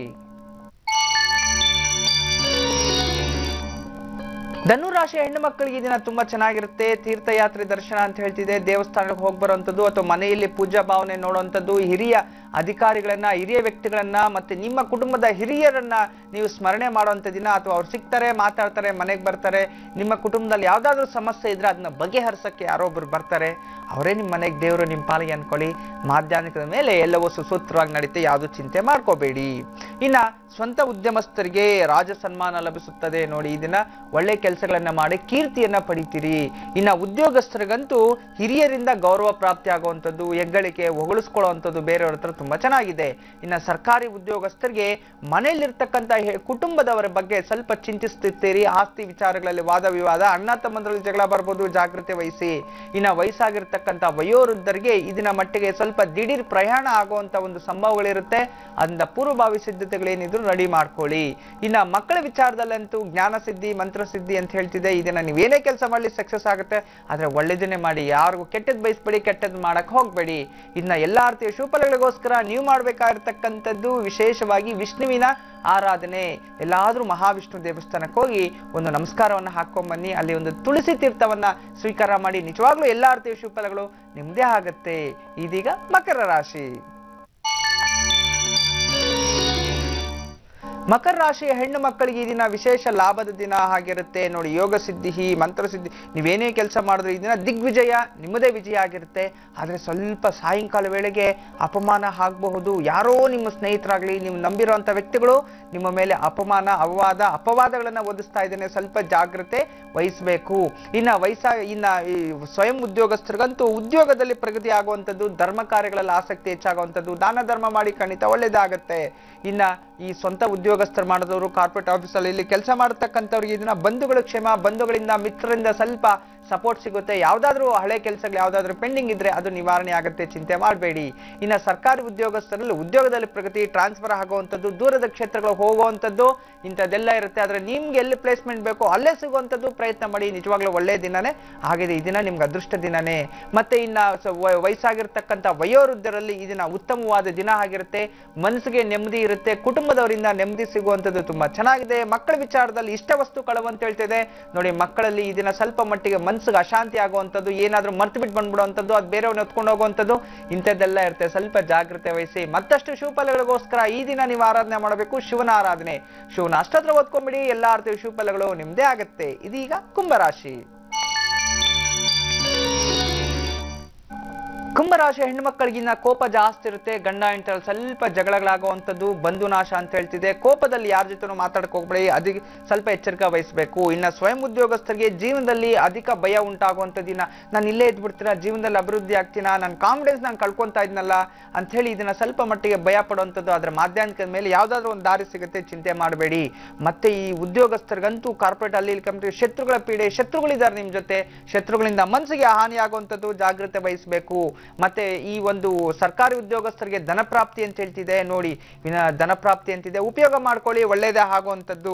ಮತ್ತೆ ಈ ವಯಸ್ಸಾಗಿರ್ತಕ್ಕಂಥವ್ರಿಗೆ ಮನೋಧೈರ್ಯ ಹೆಚ್ಚಾಗುವಂಥದ್ದು. ಇದನ್ನ ನಾನು ಜೀವನದಲ್ಲಿ ಸಾಧನೆ ಮಾಡ್ತೀನಿ, ಮಕ್ಕಳಿಗೋಸ್ಕರ ಏನಾದ್ರು ಮಾಡ್ಬೇಕು, ಕುಟುಂಬಕ್ಕೋಸ್ಕರ ಏನಾದ್ರು ಮಾಡ್ಬೇಕು ಅಂತ ಸಾಧನೆ ಮಾಡ್ತಾರೆ, ಖಂಡಿತ ಒಳ್ಳೇದೇ ಆಗುವಂಥದ್ದು. ಇನ್ನ ಮಕ್ಕಳ ವಿಚಾರದಲ್ಲಿ ಇದನ್ನ ತಲೆಗೆ ಮತ್ತು ಸೊಂಟಕ್ಕೆ ಸಂಬಂಧಪಟ್ಟಿರುವ ಹಾಗೆ ತೊಂದರೆಗಳು ಉಂಟಾಗಬಹುದು. ಸ್ಟಮಕ್ ರಿಲೇಟೆಡ್ ಪ್ರಾಬ್ಲಮ್ಸ್ ಆಗ್ಬೋದು, ಡೈಜೆಷನ್, ಸ್ಕಿನ್ ಅಲರ್ಜಿ ಇಂಥದ್ದು ಬರ್ಬೋದು, ಜಾಗ್ರತೆ ವಹಿಸಿ.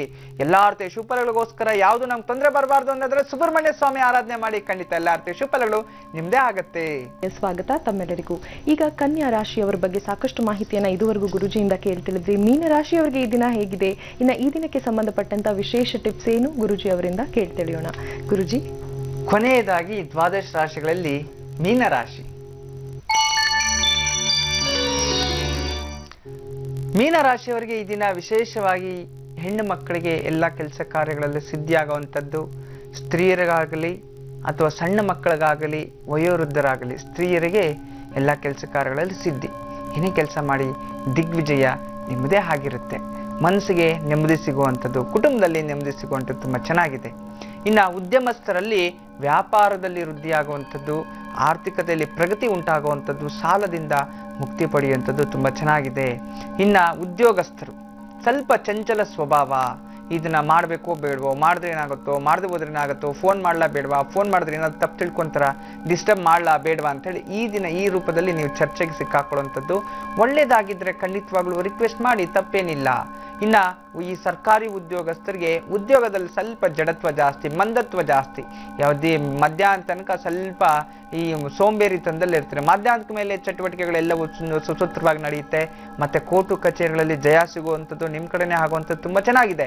ಇನ್ನು ವಯಸ್ಸಾಗಿರ್ತಕ್ಕಂಥ ವಯೋವೃದ್ಧರಲ್ಲಿ ನೋಡಿ ಪಿತ್ರಾರ್ಜಿತ ಆಸ್ತಿಯಲ್ಲಿ ಏನಾದರೂ ತೊಂದರೆಗಳಿದ್ದಾಗ ಸಮಸ್ಯೆಗಳಿದ್ದಾಗ ಅದರಿಂದ ಮುಕ್ತಿ ಹೊಂದುವಂಥದ್ದು, ಅದರಲ್ಲಿ ಡಿಸ್ಕಷನ್ಸ್ ಏನಾದರೂ ನೀವು ಕೂತ್ಕೊಂಡ್ರೆ ಅದರಲ್ಲಿ ಸೆಟಲ್ಮೆಂಟ್ ಬರುವಂಥದ್ದು ಇಂಥದ್ದೆಲ್ಲ ಇರುತ್ತೆ. ಇದನ್ನ ಉಪಯೋಗ ಮಾಡ್ಕೊಳ್ಳಿ. ಇನ್ನು ಸಣ್ಣ ಮಕ್ಕಳಲ್ಲಿ ವಿಚಾರದಲ್ಲಿ ಈ ದಿನ ತುಂಬ ಚೆನ್ನಾಗಿರುತ್ತೆ.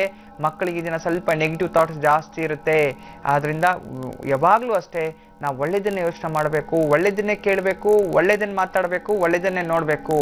ಯಾವತ್ತೇ ಆಗಲಿ ನಾವು ನೋಡದೇ ಇರೋದನ್ನ ನಾವು ಮಾತಾಡಬಾರ್ದು.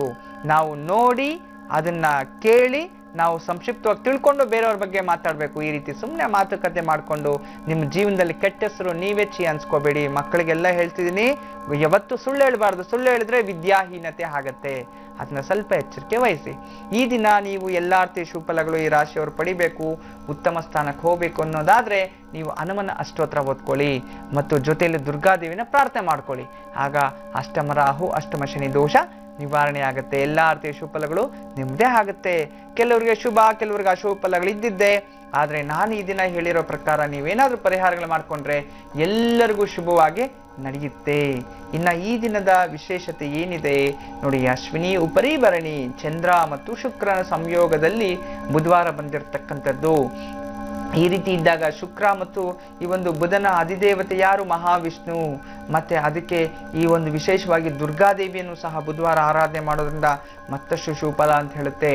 ಈ ದಿನ ಯಾರೇ ಆಗಿರ್ಲಿ ಮಹಾವಿಷ್ಣು ದೇವಸ್ಥಾನಕ್ಕೆ ಹೋಗಿ ಒಂದು ತುಳಸಿ ಅರ್ಚನೆ ಮಾಡಿಸಿ, ಅಥವಾ ಮಹಾವಿಷ್ಣು ದೇವಸ್ಥಾನಕ್ಕೆ ಹೋಗಿ ಸಂಪಿಗೆ ಹೂವು ಇಂಥದ್ದೇನಾದ್ರೂ ಕೊಟ್ಟು ಭಗವಂತನಿಗೆ ಪ್ರಿಯವಾದ ವಸ್ತುಗಳನ್ನ ದಾನ ಮಾಡಬೇಕು. ಅಥವಾ ಭಗವಂತನಿಗೆ ಒಂದು ತುಳಸಿ ಮಾಲೆಯನ್ನ ಕೊಟ್ಟು ಅಲ್ಲಿಂದ ನೇರವಾಗಿ ದುರ್ಗಾದೇವಿಯ ದರ್ಶನವನ್ನು ಮಾಡಬೇಕು. ಈ ರೀತಿ ಮಾಡೋದ್ರಿಂದ ಸಾಂಸಾರಿಕ ನೆಮ್ಮದಿ ಚೆನ್ನಾಗಾಗುತ್ತೆ. ನೋಡಿ, ದೂರ ಗಂಡ ಬಿಟ್ಟು ಹೋಗಿರ್ತಾನೆ, ಅಥವಾ ಗಂಡ ಪ್ರೀತಿ ಮಾಡಿರೋದಿಲ್ಲ, ಅಥವಾ ಮನೆ ಬಿಟ್ಟು ಹೆಂಡತಿ ಹೋಗ್ಬಿಟ್ಟಿರ್ತಾಳೆ, ಇಂಥದ್ದೇನಾದ್ರೂ ಇದ್ದಾಗ ನೀವು ಒಂದಾಗಬೇಕು ಅಂತಂದ್ರೆ ಈ ದಿನ ಸಾಯಂಕಾಲ ಹೋಗಿ ವಿಷ್ಣು ದೇವಸ್ಥಾನದಲ್ಲಿ ವಿಷ್ಣು ಸಹಸ್ರನಾಮ ಓದ್ಕೊಳ್ಳೋದಾಗ್ಲಿ, ವಿಷ್ಣುವಿಗೆ ತುಳಸಿ ಅರ್ಚನೆ ಮಾಡೋದಾಗ್ಲಿ ಖಂಡಿತ ಮಾಡಿ. ಈ ಮಾಡಿದ ಒಂದು 24 ಗಂಟೆಗಳಲ್ಲೇ ನಿಮ್ಗೆ ರಿಸಲ್ಟ್ ಖಂಡಿತವಾಗ್ಲೂ ಗೊತ್ತಾಗುತ್ತೆ. ವಿಷ್ಣು ದೇವಸ್ಥಾನಕ್ಕೆ ಹೋಗಿ ಅಲ್ಲಿಂದ ದುರ್ಗಾದೇವಿಯ ದರ್ಶನವನ್ನು ಮಾಡಿದ್ರೆ ಖಂಡಿತವಾಗ್ಲೂ ನಿಮ್ಗೆ ಒಳ್ಳೇದೇ ಆಗುತ್ತೆ. ಚಿಂತೆ ಮಾಡಬೇಡಿ, ಭಗವಂತ ಒಳ್ಳೇದ್ ಮಾಡ್ತಾನೆ. ಇನ್ನು ನಿಮ್ಗೆಲ್ಲರಿಗೂ ಒಂದು ಶುಭ ಸುದ್ದಿನೇ ಆಗಿರುತ್ತೆ. ನಾನು ಸಾಕಷ್ಟು ದಿನಗಳಿಂದ ನಿಮ್ಗೆ ತಿಳಿಸ್ತಾ ಇದ್ದೀನಿ ಈ ಒಂದು ಕಾರ್ಯಕ್ರಮಗಳ ಬಗ್ಗೆ. ನಾವು ಅಲ್ಲಿ ಕಾರ್ಯಕ್ರಮಗಳು, ಧಾರ್ಮಿಕ ಕಾರ್ಯಕ್ರಮಗಳನ್ನು ನಾವು ಮಾಡ್ತಾ ಇರ್ತೀವಿ ಅಂತ. ನೀವು ಈ ಒಂದು ಮೈಸೂರಲ್ಲಿ 9ನೇ ತಾರೀಕು ಸಾಯಂಕಾಲ 4 ಗಂಟೆಗೆ ಸಾಯಂಕಾಲ ಕಾರ್ಯಕ್ರಮ ಪ್ರಾರಂಭ ಆಗುತ್ತೆ. ಸಾಮೂಹಿಕ ರುದ್ರಾಭಿಷೇಕ, ತುಂಬಾ ವಿಶೇಷವಾಗಿರ್ತಕ್ಕಂಥ ರುದ್ರಾಭಿಷೇಕ. ನೋಡಿ, ಹೀಲಿಂಗ್ ರುದ್ರ ಅಂತ ಹೇಳ್ತೀವಿ. ಅಲ್ಲಿ ಹೀಲಿಂಗ್ ರುದ್ರ ಅಂತಂದಾಗ ನೋಡಿ, ಮನಸ್ಸಿಗೆ ಅಶಾಂತಿ ಇರ್ಬೋದು. ನೋಡಿ, ಶಿವಪುತ್ರ ಅಲ್ಲಿ ತುಂಬಾ ವಿಶೇಷವಾಗಿರ್ತೀವಿ. 100 ಜನ ಕೈಯಲ್ಲಿ ಸಾಮೂಹಿಕವಾಗಿ ಮಾಡೋದು. ಸಾಕ್ಷಾತ್ ಶಿವನ ಒಂದು ಅನುಗ್ರಹದಿಂದ ಮಾಡ್ತಿದೀವಿ. ಮತ್ತೆ ಮಾತುಕತೆ ಇರುತ್ತೆ, ಒಂದು ಪ್ರವಚನ ಇರುತ್ತೆ, ಮತ್ತು ಉಚಿತವಾಗಿ ವಿದ್ಯಾಚಕ್ರಗಳನ್ನು ಹಂಚ್ತಾ ಇದ್ವಿ. ತುಂಬಾ ಚೆನ್ನಾಗಿರುತ್ತೆ. ಸರ್ವರಿಗೂ ಆಧಾರದ ಸ್ವಾಗತವನ್ನು ನಾನು ಕೊಡ್ತೀನಿ. ನೀವೆಲ್ಲರೂ ಆಗಮಿಸ್ಬೋದು, ಎಲ್ಲಿಂದ ಆದ್ರೂ ಬನ್ನಿ. ಆದ್ರೆ ಅಲ್ಲಿ ಕೆಲವೊಂದು ಜನಗಳಿಗೆ ಪೂಜೆಯಲ್ಲಿ ಭಾಗವಹಿಸುವಂತಹ ಒಂದು ವಿಶೇಷವಾಗಿ ಒಂದು ಸಂಕಲ್ಪವನ್ನು ಮಾಡಲಿಕ್ಕೆ ಒಂದು ದಾರಿಯನ್ನ ಮಾಡಿಕೊಟ್ಟಿದ್ವಿ. ಉಚಿತ ಎಂಟ್ರೆನ್ಸ್ ಇರುತ್ತೆ ನಿಮ್ಗೆ. ಆದ್ರೆ ಕೆಲವ್ರಿಗೆ ಮಾತ್ರ ಏನ್ ಮಾಡ್ತೀವಿ ನಾವು, ಆ ಒಂದು ವಿಶೇಷವಾಗಿ ಮುಂದೆ ಕೂತ್ಕೊಂಡು ಪೂಜೆಯನ್ನ ಭಾಗವಹಿಸಬೇಕು. ಗಂಡ ಹೆಂಡತಿ ಕೂತ್ಕೋಬಹುದು, ಅಥವಾ ತಂದೆ ತಾಯಿ ಕೂತ್ಕೋಬಹುದು, ಅಥವಾ ವಿಶೇಷವಾಗಿ ನೀವೇನು ತಂದೆ ಅಣ್ಣ ತಂಗಿರ ಅಥವಾ ಒಬ್ಬರೇ ಆದ್ರೂ ಸರಿ ಸ್ನೇಹಿತರು ಕೂತ್ಕೊಳ್ಳೋಂಥವ್ರಿಗೆ ಅವ್ರಿಗೆ ಒಂದು ಸ್ಫಟಿಕ ಲಿಂಗವನ್ನ ನಾವು ಕೊಟ್ಟು ಭಸ್ಮಾಭಿಷೇಕವನ್ನು ಮಾಡಿಸಿ ಮನೆಗೆ ತಗೊಳ್ಳೋ ವ್ಯವಸ್ಥೆ ಮಾಡಿದ್ವಿ. ಆರ್ತಿ ಏನಾದ್ರೂ ನೀವು ಭಾಗವಹಿಸಬೇಕು, ನಾವಲ್ಲಿ ಬೆರಿಬೇಕು ಅನ್ನೋದಾದ್ರೆ ನೀವು ಅದೇ ಮೈಸೂರಿನಲ್ಲಿ ಒಂದು ಹಿರಿಯನ್ ಸ್ಟ್ರೀಟ್ ಅಂತ ಇರುತ್ತೆ, ಹಿರಿಯನ್ ರೋಡ್. ಆ ರೋಡಲ್ಲಿ ಪಂಚಮುಖಿ ದೇವಸ್ಥಾನ ಇರತಕ್ಕಂಥದ್ದು. ಆ ದೇವಸ್ಥಾನ ಬಳಿ ಹೋಗಿ ನೀವು ಹೆಸರುಗಳನ್ನ ನೋಂದಾಯಿಸ್ಕೊಳ್ಳಿ. ಆ ನೋಂದಾಯಿಸ್ಕೊಳ್ಳೋ ಮೊದಲು ಬಂದವರಿಗೆ ಪ್ರಥಮ ಆದ್ಯತೆ. ಮತ್ತೆ ನಾವು ಸಿಗ್ಲಿಲ್ಲ ಅಂತ ಬೇಜಾರು ಮಾಡ್ಕೋಬೇಡಿ. ಎಷ್ಟು ಜನ ಆಗುತ್ತೋ ಅಷ್ಟು ಜನಕ್ಕೆ ನೋಂದಾಯಿಸ್ಕೊಂಡು ನಾವು ಕೂತ್ಕೊಳ್ಳೋ ವ್ಯವಸ್ಥೆ ಮಾಡಿರ್ತೀವಿ.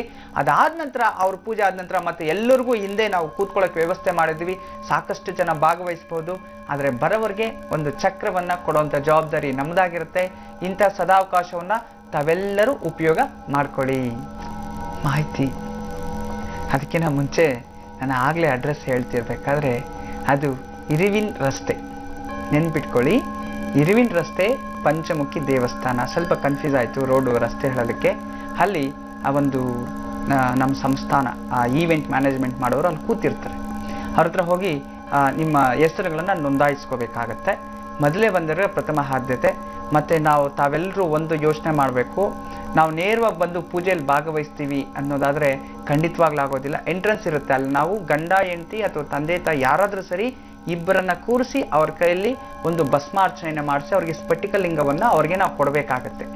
ಆ ರೀತಿ ನೀವು ಕೂತ್ಕೋಬೇಕು ಅಂದ್ರೆ ಪರ್ಟಿಕ್ಯುಲರ್ ನೀವು ಬಂದು ಈಗಲೇ ರಿಜಿಸ್ಟರ್ ಮಾಡ್ಕೋಬೇಕು. ಇಲ್ಲ ಅಂತಂದ್ರೆ ಖಂಡಿತ ಸಾಧ್ಯ ಇಲ್ಲ.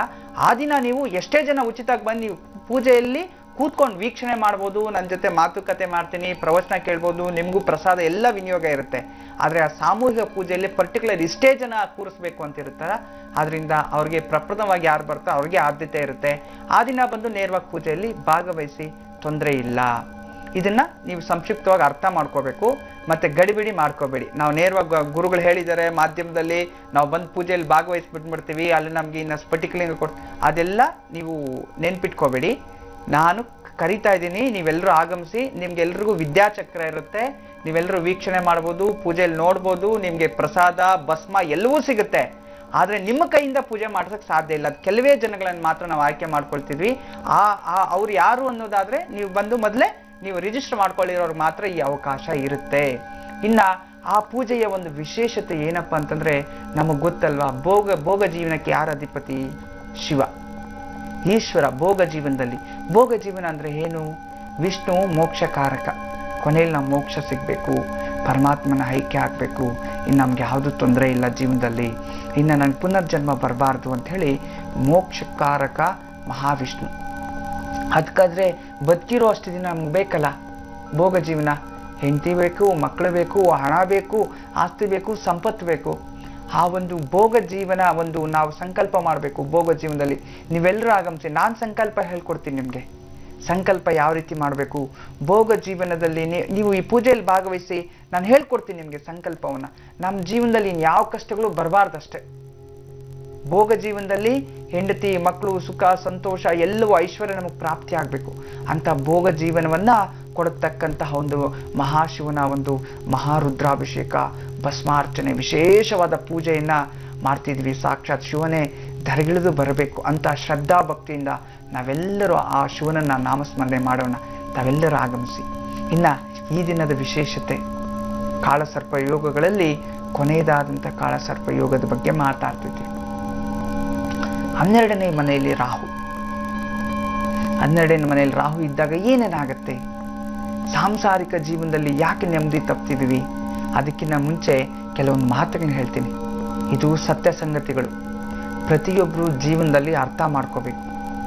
ಪ್ರತಿಯೊಬ್ಬ ಮನುಷ್ಯನೂ ಅಷ್ಟೇ, ಅದು ಯಾರಾದರೂ ಆಗಿರಲಿ, ನಾವಾಗ್ಬೋದು, ನೀವಾಗ್ಬೋದು, ನಮ್ಮ ಸುತ್ತಮುತ್ತಲ ಜನ ಆಗ್ಬೋದು, ನಮ್ಮನ್ನು ಸದಾ ನೋಡ್ತಿರೋರಾಗ್ಬೋದು, ಸದಾ ನಮ್ಮ ಜೊತೆ ಸ್ಪಂದಿಸ್ತಿರೋರಾಗ್ಬೋದು, ನಮ್ಮ ಕೆಲಸಗಾರರಾಗ್ಬೋದು, ನಮ್ಮ ಗುರುಗಳಾಗ್ಬೋದು, ಅಥವಾ ಯಾರಾದರೂ ಆಗಿರ್ಬೋದು. ನಾವು ಜೀವನದಲ್ಲಿ ನಮ್ಮದೇ ಆದಂಥ ಒಂದು ಟೈಮ್ ಟೇಬಲ್ ಇಟ್ಕೋಬೇಕು. ನೋಡಿ, ಗಂಡ ಹೆಂಡತಿ ಮೇಲಾಗಲಿ, ಹೆಂಡತಿ ಗಂಡನ ಮೇಲಾಗಲಿ ಅನುಮಾನ ದೃಷ್ಟಿಯಿಂದ ಯಾವತ್ತೂ ನಾವು ನೋಡಬಾರ್ದು. ಅದು ಮಹಾಪಾತಕ. ಒಂದು ವ್ಯಕ್ತಿಯ ಮೇಲೇನೂ ಅಷ್ಟೇ. ನಾವು ಯಾವತ್ತೇ ಆಗಲಿ ಯಾವನೋ ನಿಮ್ಮ ಕಿವಿಯಲ್ಲಿ ಏನೋ ಒಂದು ಊದಿದ್ದಾನೆ ಅಂತ ಹೇಳಿ ಹಿತ್ತಾಳೆ ಕಿವಿಯಿಂದ ಪ್ರಪಂಚವೆಲ್ಲ ಊದೋದಲ್ಲ. ನಾವು ಯಾವತ್ತೇ ಆಗಲಿ ಒಂದು ವೇದವನ್ನ, ಒಂದು ಮಂತ್ರವನ್ನು ಸಹ ನಾವು ಬೇರೆಯವ್ರಿಗೆ ಹೇಳ್ಬೇಕು ಅಂದ್ರೆ ಫಸ್ಟ್ ಆ ಮಂತ್ರ ಮಹಿಮೆಯನ್ನು ನಾವು ತಿಳ್ಕೋಬೇಕು, ನಂತರ ಬೇರೆಯವ್ರಿಗೆ ಹೇಳಬೇಕು. ನಾನು ಒಂದು ದಾಳಿಂಬೆ ಹಣ್ಣು ತಿನ್ನೋದು ರುಚಿ ಗೊತ್ತಾದ ನಂತರನೇ ಈ ರುಚಿ ಹೀಗಿರುತ್ತೆ ಅಂತ ನಾನು 4 ಜನಕ್ಕೆ ತಿಳಿಸ್ಬೇಕು. ನನಗೆ ಗೊತ್ತಿಲ್ಲದೇನೆ ಅದನ್ನು ತಿಳಿಸಕ್ ಹೋದ್ರೆ ಏನಾಗುತ್ತೆ? ಅದ್ರ ಬಗ್ಗೆ ಗೊತ್ತಿರೋದಿಲ್ಲ, ತಿಳಿಸೇನು ಪ್ರಯೋಜನ? ಹೌದಲ್ವಾ? ಅದಕ್ಕೆ ನಾವೊಂದು ವ್ಯಕ್ತಿಯನ್ನಾಗಲಿ, ಈ ದಿನದ್ದು ಕಾನ್ಸೆಪ್ಟ್ ಅದೇ ಇರುತ್ತೆ. ಅದಕ್ಕೆ ನಾನು ಮುಂಚಿತವಾಗಿ ಹೇಳ್ತೀನಿ, ಜೀವನದಲ್ಲಿ ಅದು ಯಾರೇ ಆಗಿರ್ಲಿ, ಅದು ಎಂಥ ವ್ಯಕ್ತಿ ಆದ್ರೂ, ಅವನು ಒಳ್ಳೆಯವನಾಗಿರ್ಲಿ ಕೆಟ್ಟವನಾಗಿರ್ಲಿ, ನಿಮಗೆ ಎಷ್ಟು ಗೊತ್ತೋ ಅಷ್ಟೇ ಮಾತಾಡಿ. ಸುಮ್ಮನೆ ಬೇರೆಯವ್ರ ವಿಚಾರದಲ್ಲಿ ಇದು ಮಹಾಪಾತಕ, ಯಾವ ರೀತಿ ಪಾತಕ ಅದು ಹೇಳ್ತೀನಿ. ಕೊನೆಗೆ ಎಂಥ ಕರ್ಮವನ್ನು ಅನುಭವಿಸ್ತೀವಿ ಅಂತಲೂ ನಾನು ಇದ್ರ ಬಗ್ಗೆ ತಿಳಿಸ್ಕೊಡ್ತೀನಿ. ಯಾರ ಬಗ್ಗೆನೂ ಜೀವನದಲ್ಲಿ ಅಸತ್ಯವನ್ನು ನುಡಿಬೇಡಿ. ಅವರ ಒಂದು ಮರ್ಯಾದೆಗೆ ಧಕ್ಕೆ ತರೋ ಕೆಲಸ ಮಾಡಬೇಡಿ. ಜೀವನದಲ್ಲಿ ಎಷ್ಟೋ ಜನ ಸುಮ್ಮನೆ ಹೊಟ್ಟೆ ಉರಿ, ಅವರಿಗೆ ಸುಮ್ಮನೆ ಹೇಳ್ಕೊಳ್ಳೋದು ಏನಾದರೂ ಒಂದು ಬೀಜ ನಮ್ದೆಲ್ಲಿಡ್ಲಿ ಅಂತ ಜನ ಹೇಳ್ತಾರಲ್ಲ, ಅದೇನೋ ಒಂದು ನಾನು ಸ್ವಲ್ಪ ಇಲ್ಲಿ ಸೇರಿಸ್ಕೋಬೇಕಲ್ಲ, ಮಾತಾಡಬೇಕು, ಒಂದಿಬ್ಬರು ಕೂತ್ಕೊಂಡು ಚರ್ಚೆ ಮಾಡ್ತಿರ್ತಾರೆ. ನಮ್ಮ ಮಹಾರಾಜ ಹಾಗಂತ ಕೊಣೋ ದಾನ ಧರ್ಮ ಮಾಡ್ತಾರಂತೆ ನಮ್ಮ ಮಹಾರಾಜ, ಈ ಸರಿ ಜಾತ್ರೆಗೆ ತುಂಬ ಎಲ್ಲರಿಗೂ ಊಟ ಉಪಚಾರಗಳೆಲ್ಲ ಕೊಡ್ತಾನಂತೋ ಅಂತಂದ್ರೆ ಅದ್ರ ಜೊತೆ ನೀವು ಬರ್ತಾನೆ, ಅವನೇನು ಬಿಟ್ಟಿ ಹಾಕಿ ಕೊಡ್ತಾನೇನೋ, ನಮ್ದೆಲ್ಲ ಕಪ್ಕಾಣಿಗಳು ದವಸ ಧಾನ್ಯಗಳೆಲ್ಲ ಕೊಡಲ್ವಾ, ಅದಲ್ಲೇ ಅವ್ನು ಕೊಡ್ತಾನೆ, ಅವನೇನು ದೊಡ್ಡ ಮಹಾರಾಜ ಅಂತ ಅದ್ರಲ್ಲಿ ಇನ್ನೊಬ್ಬ ಬಂದು ಹೇಳ್ತಾನೆ. ಆ 3 ಜನ ಕೂತ್ಕೊಂಡಾಗ ಒಳ್ಳೆಯವನೊಬ್ಬ ಕೆಟ್ಟವನೊಬ್ಬ ಇನ್ನೊಬ್ಬ ಕೂತ್ಕೊಂಡಾಗ ಅಲ್ಲೇನಾಗುತ್ತೆ, ಚರ್ಚೆ ಶುರುವಾಗುತ್ತೆ. ಚರ್ಚೆ ಶುರುವಾದಾಗ ಏನಾಗುತ್ತೆ, ಜೀವನದಲ್ಲಿ ಕರ್ಮ ಅನ್ನೋದು ಅಲ್ಲಿಂದ ಅವ್ರಿಗೇನು ಗೊತ್ತಿಲ್ಲ. ಜೀವನದಲ್ಲಿ ಆ ಮಹಾರಾಜನ ಕತೆ ನೋಡಲ್ಲ. ನೋಡಿ, ಒಬ್ಬ ಮನುಷ್ಯನ ಬಗ್ಗೆ ನಾವು ಮಾತಾಡಲು ಯೋಗ್ಯತೆ ಬೇಕು, ಆ ನಾಲಿಗೆ ಯೋಗ್ಯತೆ ಬೇಕು.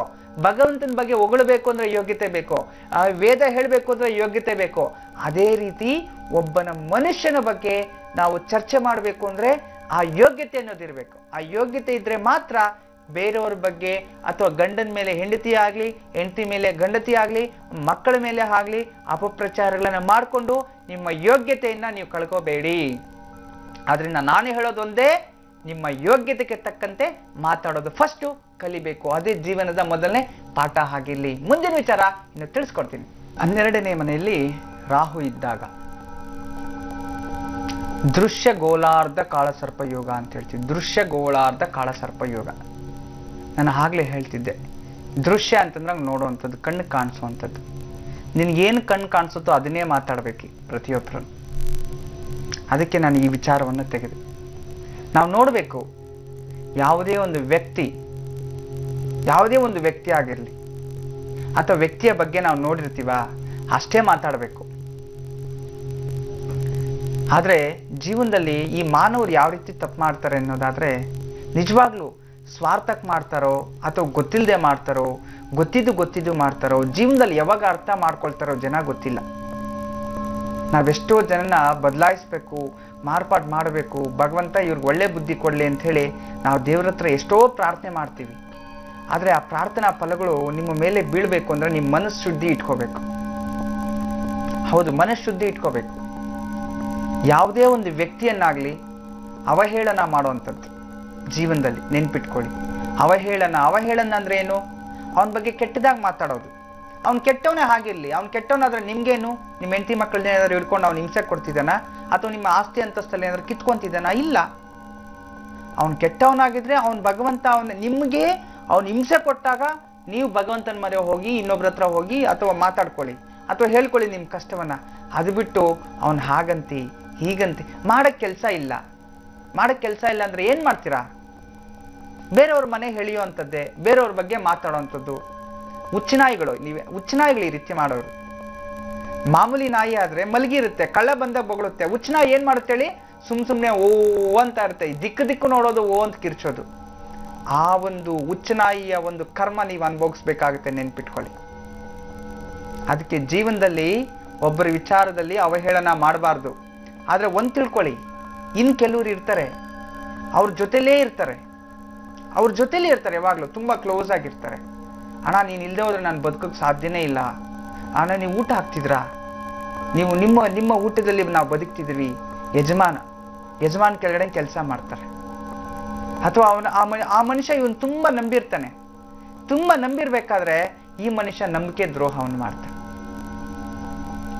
ಈ ರೀತಿ ನಂಬಿಕೆ ದ್ರೋಹವನ್ನು ಮಾಡಿದಾಗ ನಿಜವಾಗ್ಲೂ ಅವನಿಗೆ ಎಂತ ಕರ್ಮ ಬರುತ್ತೆ ಅಂತಂದ್ರೆ, ಅವನ ಮಕ್ಕಳಿಂದ ತಂದೆ ತಾಯಿ ನಂಬಿಕೆ ದ್ರೋಹ ಆಗತ್ತೆ. ಇದು ಗರುಡ ಪುರಾಣದಲ್ಲಿ ಇರ್ತಕ್ಕಂಥದ್ದು. ಅಂತಂದ್ರೆ ಯಜಮಾನನಿಗೆ ನಂಬಿಕೆ ದ್ರೋಹ ಮಾಡಿದ್ರೆ, ಯಜಮಾನ ಅಂತಂದ್ರೆ ಯಾವಾಗ್ಲೂ ನಿಮ್ ನಂಬಿರ್ತಾರಲ್ವಾ, ಅವನ ಎದುರುಗಡೆ ನಾಟಕ ಆಡ್ಕೊಂಡು ಮಾತಾಡ್ಕೊಂಡು ಹಿಂದೆ ಇನ್ನೊಂದು ಮಾತಾಡ್ತಿರಲ್ಲ, ಈ ರೀತಿ ಮಾಡಿದ್ರೆ ನಿಮ್ಮ ಮಕ್ಕಳಿಂದ ಕೊನೆ ಕ್ಷಣದಲ್ಲಿ ಏನಾಗುತ್ತೆ ಗೊತ್ತಾ? ನಂಬಿಕೆ ದ್ರೋಹ ಅಂತಂದ್ರೆ ತಂದೆ ತಾಯಿ ಹತ್ರ ಚೆನ್ನಾಗಿರ್ತಾರೆ, ವಯಸ್ಸಾಗಿದ ತಕ್ಷಣ ಬೇರೆಯವ್ರು ಕಟ್ಕೊಂಡು ಹೊಡೋಗ್ತಾರೆ.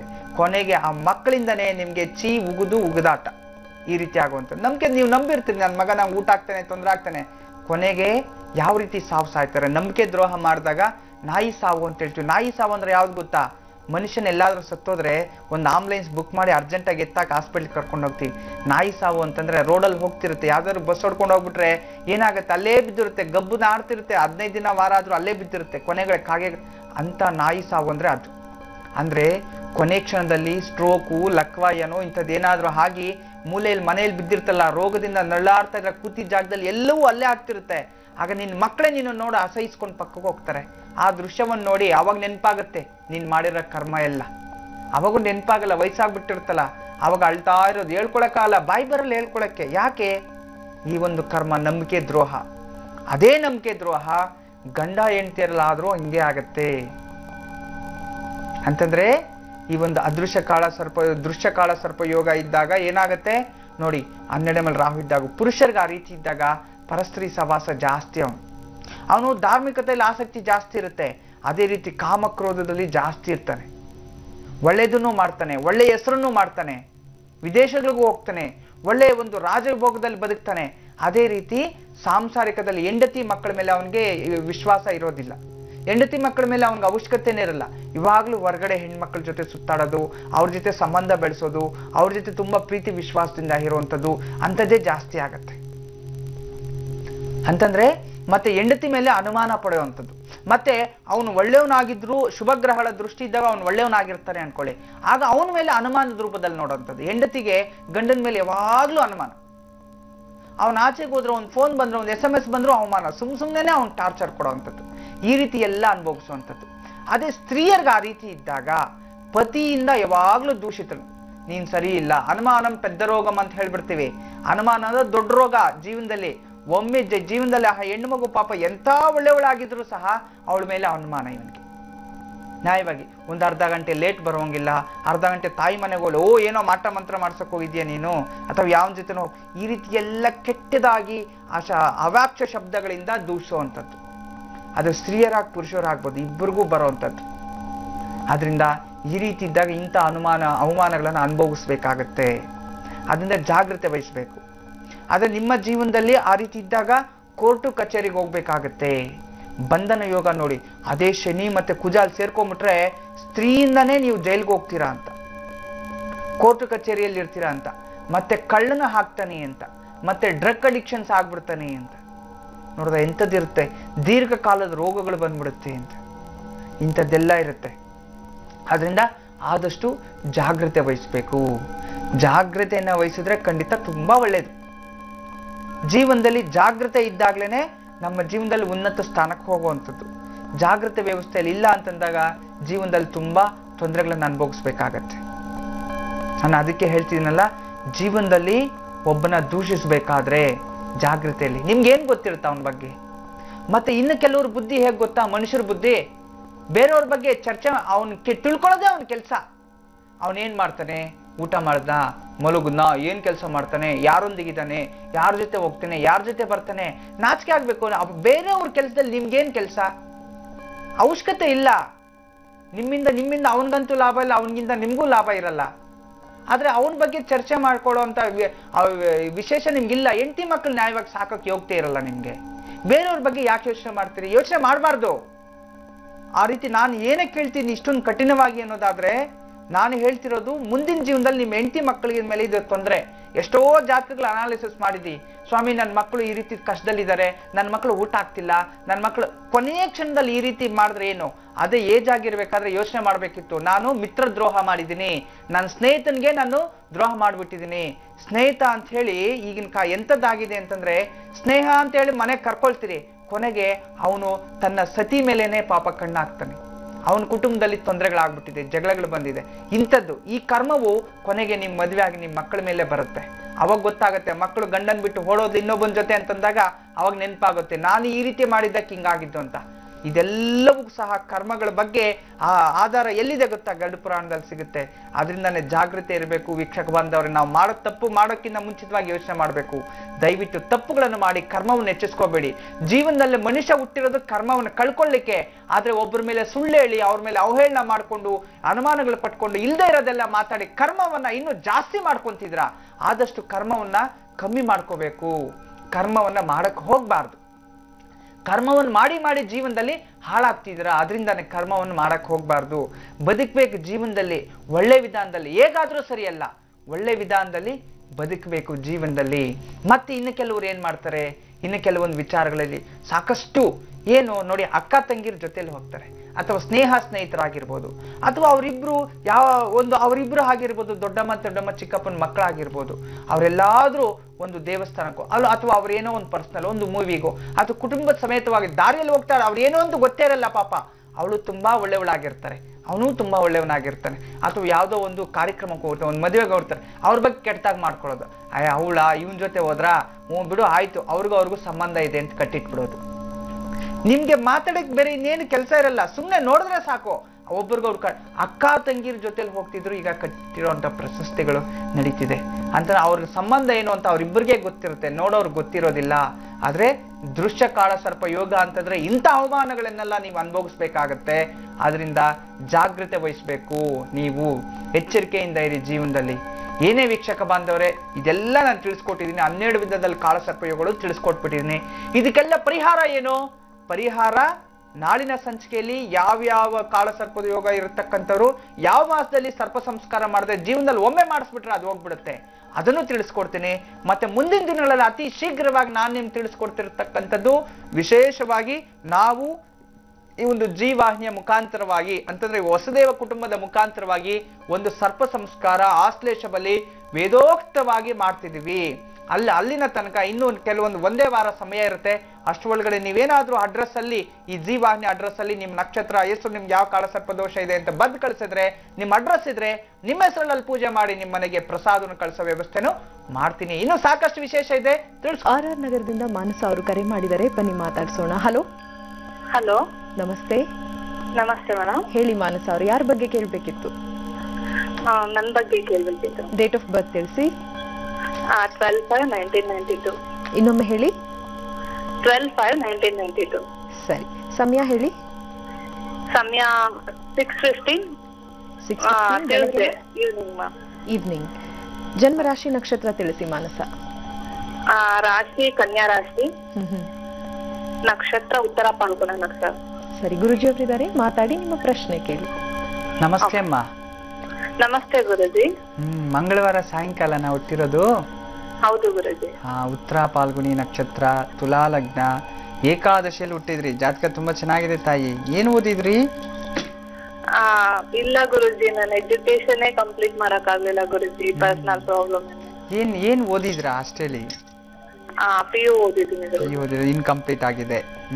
ಹೌದು ನೋಡಮ್ಮ, ನಿನ್ನ ಜನ್ಮ ಜಾತಕದಲ್ಲಿ ಸಪ್ತಮ ಸ್ಥಾನದಲ್ಲಿ ಬುಧಾದಿತ್ಯ ಯೋಗ, ಚತುಸ್ಥಾನದಲ್ಲಿ ಇರ್ತಕ್ಕಂಥ ಶನಿ ನೋಡಿ, ಸುಖ ಸ್ಥಾನದಲ್ಲಿ ಶನಿ ಕೂತಿದ್ದಾನೆ. ಸುಖ ಸ್ಥಾನದಲ್ಲಿ ಶನಿ ಇದ್ದಾಗ ಜೀವನದಲ್ಲಿ ಸುಖ ಅಂದ್ರೆ ಏನು ಅಂತ ನಿಮ್ಗೆ ಇದುವರೆಗೂ ಗೊತ್ತಿಲ್ಲ. ಅವತ್ತಿಂದ ಕಷ್ಟ ಪಡ್ತಾನೇ ಇದ್ರಿ, ಜೀವನ ನಡೀತಾನೇ ಇದೆ. ಆದ್ರೆ ಮಾನಸಿಕ ನೆಮ್ಮದಿ ಇಲ್ಲ, ಕುಟುಂಬದಲ್ಲಿ ಯಾರಿಗೂ ನೆಮ್ಮದಿ ಇಲ್ಲ ತಾಯಿ. ಸಣ್ಣ ವಿಚಾರ, ಒಬ್ಬರಿಗೊಬ್ರು ಗಲಾಟೆ, ಮತ್ತೊಂದು ಮಾನಸಿಕ ನೆಮ್ಮದಿ, ಆರ್ಥಿಕ ಪರಿಸ್ಥಿತಿ ಒಂದ್ ಕಡೆ. ಏನಾಗ್ಬಿಟ್ಟು ನಿಮ್ ಜೀವನದಲ್ಲಿ ನಾವಿನ್ನು ಅಭಿವೃದ್ಧಿ ಆಗ್ತಿರೋ ಇಲ್ವೋ, ಎಲ್ಲವೂ ಇರುತ್ತೆ. ಬುದ್ಧಿ ಇದೆ, ಜ್ಞಾನ ಇದೆ, ಕಷ್ಟ ಪಡ್ತೀರಿ. ಆದ್ರೆ ನಾವು ಉದ್ಧಾರ ಆಗ್ತೀವೋ ಇಲ್ವೋ, ಕಾನ್ಫಿಡೆನ್ಸೇ ಕಳ್ಕೊಂಡ್ಬಿಟ್ಟಿದ್ರ ನಿಮ್ ಸಾಂಸಾರಿಕ ಜೀವನ ಅಥವಾ ಕುಟುಂಬ ಜೀವನದಲ್ಲಿ. ಏನ್ ಕೆಲಸ ಮಾಡ್ತೀರಾ ನೀವು? ನಾನು ಸ್ಯಾಮ್ಸಂಗ್ ಕಂಪನಿಯಲ್ಲಿ ವರ್ಕ್ ಮಾಡ್ತಿದ್ದೀನಿ ಗುರುಜಿ. ಸರಿ ತಾಯಿ, ಏನ್ ಕೇಳ್ಬೇಕಾಗಿತ್ತಮ್ಮ? ಇನ್ ಮುಂದೆ ಹೇಗಿರುತ್ತೆ, ನಾನು ಎಜುಕೇಶನ್ ಕಂಪ್ಲೀಟ್ ಮಾಡ್ಬೇಕು ಅನ್ಕೊಂಡಿದ್ದೇನೆ ಗುರುಜಿ. ಟ್ರೈ ಮಾಡ್ತಾಯಿ, ಆಗತ್ತಮ್ಮ. ನಿನ್ಗೆ ಈ ನಡುವೆ ಮೊದಲು ಸ್ವಲ್ಪ ಮಂದ ಬುದ್ಧಿ ಇತ್ತು, ನಿನಗೆ ಚುರುಕಿರ್ಲಿಲ್ಲ ನೀನ್ ಅಷ್ಟು. ಈಗ ಸ್ವಲ್ಪ ಶಾರ್ಪ್ ಆಗಿದ್ಯಾ, ಯಾವ ರೀತಿ ಓದ್ಕೋಬೇಕು ಅಂತ ಎಲ್ಲ ಗೊತ್ತು. ನಿನ್ ಮೈಂಡ್ ಮೆಚೂರ್ ಆಗಿದೆ, ತುಂಬಾ ಚೆನ್ನಾಗಿದೆ. ಸಮಯನು 7:30 ಬೇರೆ ನಡೀತಿತ್ತು, ಅದು ಕಂಪ್ಲೀಟ್ ಆಗುತ್ತೆ ಈ ನವೆಂಬರ್ 10 ನಂತರ ಈ ವರ್ಷದ್ದು. ನೀನು ಟ್ರೈ ಮಾಡಮ್ಮ, ಹೋದಪ್ಪ, ಜೀವನದಲ್ಲಿ ತುಂಬಾ ಚೆನ್ನಾಗಿರ್ತೀಯ. ಮುಂದೆ ಮದ್ವೆ ಒಳ್ಳೆ ಕಡೆ ಆಗುತ್ತಾ? ಖಂಡಿತ ಆಗುತ್ತೆ ತಾಯಿ. ನಿನ್ ಜೀವನದಲ್ಲಿ ನೀನ್ ಏನ್ ಅನ್ಕೊಂಡಿದ್ಯೋ ಅದೇ ನಡೆಯುತ್ತೆ, ಚಿಂತೆ ಮಾಡ್ಬೇಡ. ಆದ್ರೆ ನಾನ್ ನಿನ್ಗೆ ಹೇಳುವಂಥದ್ದು, ನೀನು ಅರೇಂಜ್ ಮ್ಯಾರೇಜೇ ಮಾಡ್ಕೋಬೇಕಾಗತ್ತೆ. ಒಂದು, ನಿಮ್ಮ ಮನೆಯ ಪೂರ್ವ ಭಾಗದಿಂದ ಬರ್ತಕ್ಕಂಥವರ, ಅವನ್ ಮೊದಲನೇ ಮಗ ಆಗಿರ್ತಾನೆ, ಅವನ್ಗೆ ಒಂದು ಸಿಸ್ಟರ್ ಇರ್ತಾರೆ, ಇಬ್ಬರೇ ಗಂಡ್ ಮಕ್ಳು ಇರ್ತಾರೆ ಆ ಕುಟುಂಬದಲ್ಲಿ. ಒಳ್ಳೆ ಹುಡುಗ ಸಿಗ್ತಾನೆ, ಚೆನ್ನಾಗಿ ಓದಿರ್ತಾನೆ, ನಿನ್ ಜೀವನದಲ್ಲಿ ಚೆನ್ನಾಗಿ ನೋಡ್ಕೊಂತಾನೆ, ಚಿಂತೆ ಮಾಡ್ಬೇಡ. ಆದ್ರೆ ನಿಂಗೆ ಮದ್ವೆ ಆಗೋ ತನಕ ಕಷ್ಟ ತಪ್ಪಿದ್ದಲ್ಲ. ಆದ್ರೆ ಒಂದು ವಿಚಾರದಲ್ಲಿ ನೀನು ಎಜುಕೇಶನ್ ಕಂಪ್ಲೀಟ್ ಮಾಡಬೇಕು ದಯವಿಟ್ಟು. ಅದು ಒಂದನ್ನ ಕೈ ಹಾಕಿ, ಯಾಕಂತಂದ್ರೆ ಆಲ್ರೆಡಿ ನಿನ್ಗೆ 5 ವರ್ಷ ಆಯ್ತು 7.5 ಸ್ಟಾರ್ಟ್ ಆಗಿ. ಯಾವತ್ತು ನಿನ್ಗೆ 7.5 ಸ್ಟಾರ್ಟ್ ಆಯ್ತು ಅವತ್ತೇ ನಿನ್ಗೆ ಎಜುಕೇಶನ್ ಕಟ್ ಆಗೋಯ್ತು. ಅಲ್ಲಿಂದನೇ ಇದಾಗ್ತಾ ಬಂತು. ಇನ್ನು ಮುಂದೆ ವೃದ್ಧಿ ಆಗತ್ತೆ. ನೀನ್ ಸ್ವಲ್ಪ ಚಿಂತಿಸಿ ಪ್ರಯೋಜನ ಇಲ್ಲ. ಎಜುಕೇಶನ್ ಅನ್ನು ಮಾಡ್ಬೇಕು ಅಂತ ಕಾನ್ಫಿಡೆನ್ಸ್ ಬೆಳೆಸ್ಕೋ, ಖಂಡಿತವಾಗ್ಲೂ ಜೀವನ ಪರ್ಯಂತ ಚೆನ್ನಾಗಿರ್ತೀಯಮ್ಮ, ಚಿಂತೆ ಮಾಡ್ಬೇಡ. ಈಗ ಸದ್ಯದ ಪರಿಸ್ಥಿತಿಯಲ್ಲಿ ನೀನು ಪ್ರತಿ ದಿನವೂ ಸಹ ಸಣ್ಣದು ಹನುಮಂತಂದು ಒಂದು ಪುಟ್ಟ ಹನುಮಂತನ ವಿಗ್ರಹವನ್ನು ತಂದು ಮನೇಲಿ ಇಟ್ಕೊಂಡು ಡೈಲಿ ಬೆಳಗ್ಗೆನೆ ಒಂದು ವೀಳ್ಯದೆಲೆ ಮೇಲೆ ಹನುಮಂತನ ನಿಲ್ಲಿಸ್ಬಿಟ್ಟು ಒಂದು ತುಳಸಿ ದಳಗಳನ್ನ, ಒಂದು 12 ದಳಗಳನ್ನ ಅಲ್ಲಿಟ್ಟು ನೀವೇನ್ ಮಾಡ್ಬೇಕು, ತುಪ್ಪದಲ್ಲಿ ಆರತಿ ಮಾಡಿ ಹನುಮನ ಅಷ್ಟೋತ್ರ ಓದ್ಕೊಳ್ಳಿ. ಅಕ್ಷತೆಯಲ್ಲಿ ತಗೊಂಡು ಹನುಮಂತನ ಅಷ್ಟೋತ್ರಕ್ಕೆ ಅಕ್ಷತೆ ಯೂಸ್ ಮಾಡ್ತಾ ಬನ್ನಿ. ಅದು ಕೆಂಪು ಅಕ್ಷತೆ ಅಥವಾ ಸಿಂಧೂರದಲ್ಲಿ ಸೇರಿಸಿ. ಹೇಳಮ್ಮ. ಗುರುಜಿ ನೀವು ಆರ್ ನಗರಕ್ಕೆ ಬಂದಿದ್ರಲ್ಲ ಗುರುಜಿ, ನಿಮ್ ಹತ್ರ ವಿದ್ಯಾಚಕ್ರನು ಈಸ್ಕೊಂಡೆ ಗುರುಜಿ ನಾನು. ವೆರಿ ಗುಡ್ ಮಾ, ಒಳ್ಳೇದಾಗ್ಲಿ ತಾಯಿ. ವಿದ್ಯಾಚಕ್ರನ್ ಡೈಲಿ ಅಬ್ಸರ್ವ್ ಮಾಡು, ಖಂಡಿತ ಒಳ್ಳೇದಾಗುತ್ತೆ, ಚಿಂತೆ ಮಾಡಬೇಡ. ನಾನು ಹೇಳಿರೋ ಪರಿಹಾರ ಮಾಡ್ಕೊಂಡ್ಬಿಡು, ಜೀವನದಲ್ಲಿ ತುಂಬಾ ಚೆನ್ನಾಗಿರುತ್ತೆ ತಾಯಿ. ಒಳ್ಳೇದಾಗ್ಲಿ, ನಮಸ್ತೆ. ವೀಕ್ಷಕರೇ, ಕಾರವಾರದಿಂದ ಗುರು ಅವರು ಕರೆ ಮಾಡಿದ್ದಾರೆ, ಬನ್ನಿ ಮಾತಾಡ್ಸೋಣ. ಹಲೋ ಹಲೋ, ನಮಸ್ತೆ ಸರ್. ನಮಸ್ತೆ ಮೇಡಮ್. ಗುರು ಅವರೇ, ದಯವಿಟ್ಟು ನಿಮ್ಮ ಟಿವಿ ವಾಲ್ಯೂಮ್ ಕಡಿಮೆ ಮಾಡಿ ಅಥವಾ ಒಂದು ಜಾಗದಿಂದ ಹೊರಗೆ ಬಂದು ಮಾತಾಡಿಪ್ಪ. ಓಕೆ ಮೇಡಮ್, ಹೇಳಿ. ಹೇಳಿ, ಯಾರ ಬಗ್ಗೆ ಕೇಳಬೇಕಿತ್ತು? ನಮ್ಮ ಬಗ್ಗೆ ಕೇಳ್ಬೇಕು ಮೇಡಮ್. ಡೇಟ್ ಆಫ್ ಬರ್ತ್ ತಿಳಿಸಿ ಸರ್. Date of 14/2/85 madam. 14/2/85 ಇಸ್ವಿ. ಸಮಯ ಹೇಳಿ. ಸಮಯ 12. ವಿವಾಹ ಮುಹೂರ್ತ ಉಂಟು ಮೇಡಮ್. ಮದುವೆ ದಿನಾಂಕ ಹಾಗೂ ವಿವಾಹದ ಮುಹೂರ್ತವನ್ನು ತಿಳಿಸಿ. ಮದುವೆ ದಿನಾಂಕ 28/4/12 ಮೇಡಮ್. 28/4/2012. ಮುಹೂರ್ತದ ಸಮಯ 12:15. 12:15. ಗುರುಜಿ ಅವರಿದ್ದಾರೆ, ಮಾತಾಡಿ, ನಿಮ್ಮ ಪ್ರಶ್ನೆ ಕೇಳಿ ಗುರು ಅವರು. ನಮಸ್ತೆ ಅಪ್ಪ. ನಮಸ್ತೆ ಗುರುಜಿ. ಎಷ್ಟನೇ ಮಗ ನಿಮ್ ತಂದೆಗೆ ನೀವು? ನಾವು ಮೊದಲನೇ ಮಗ ಸರ್. ಮೊದಲನೇ ಮಗ.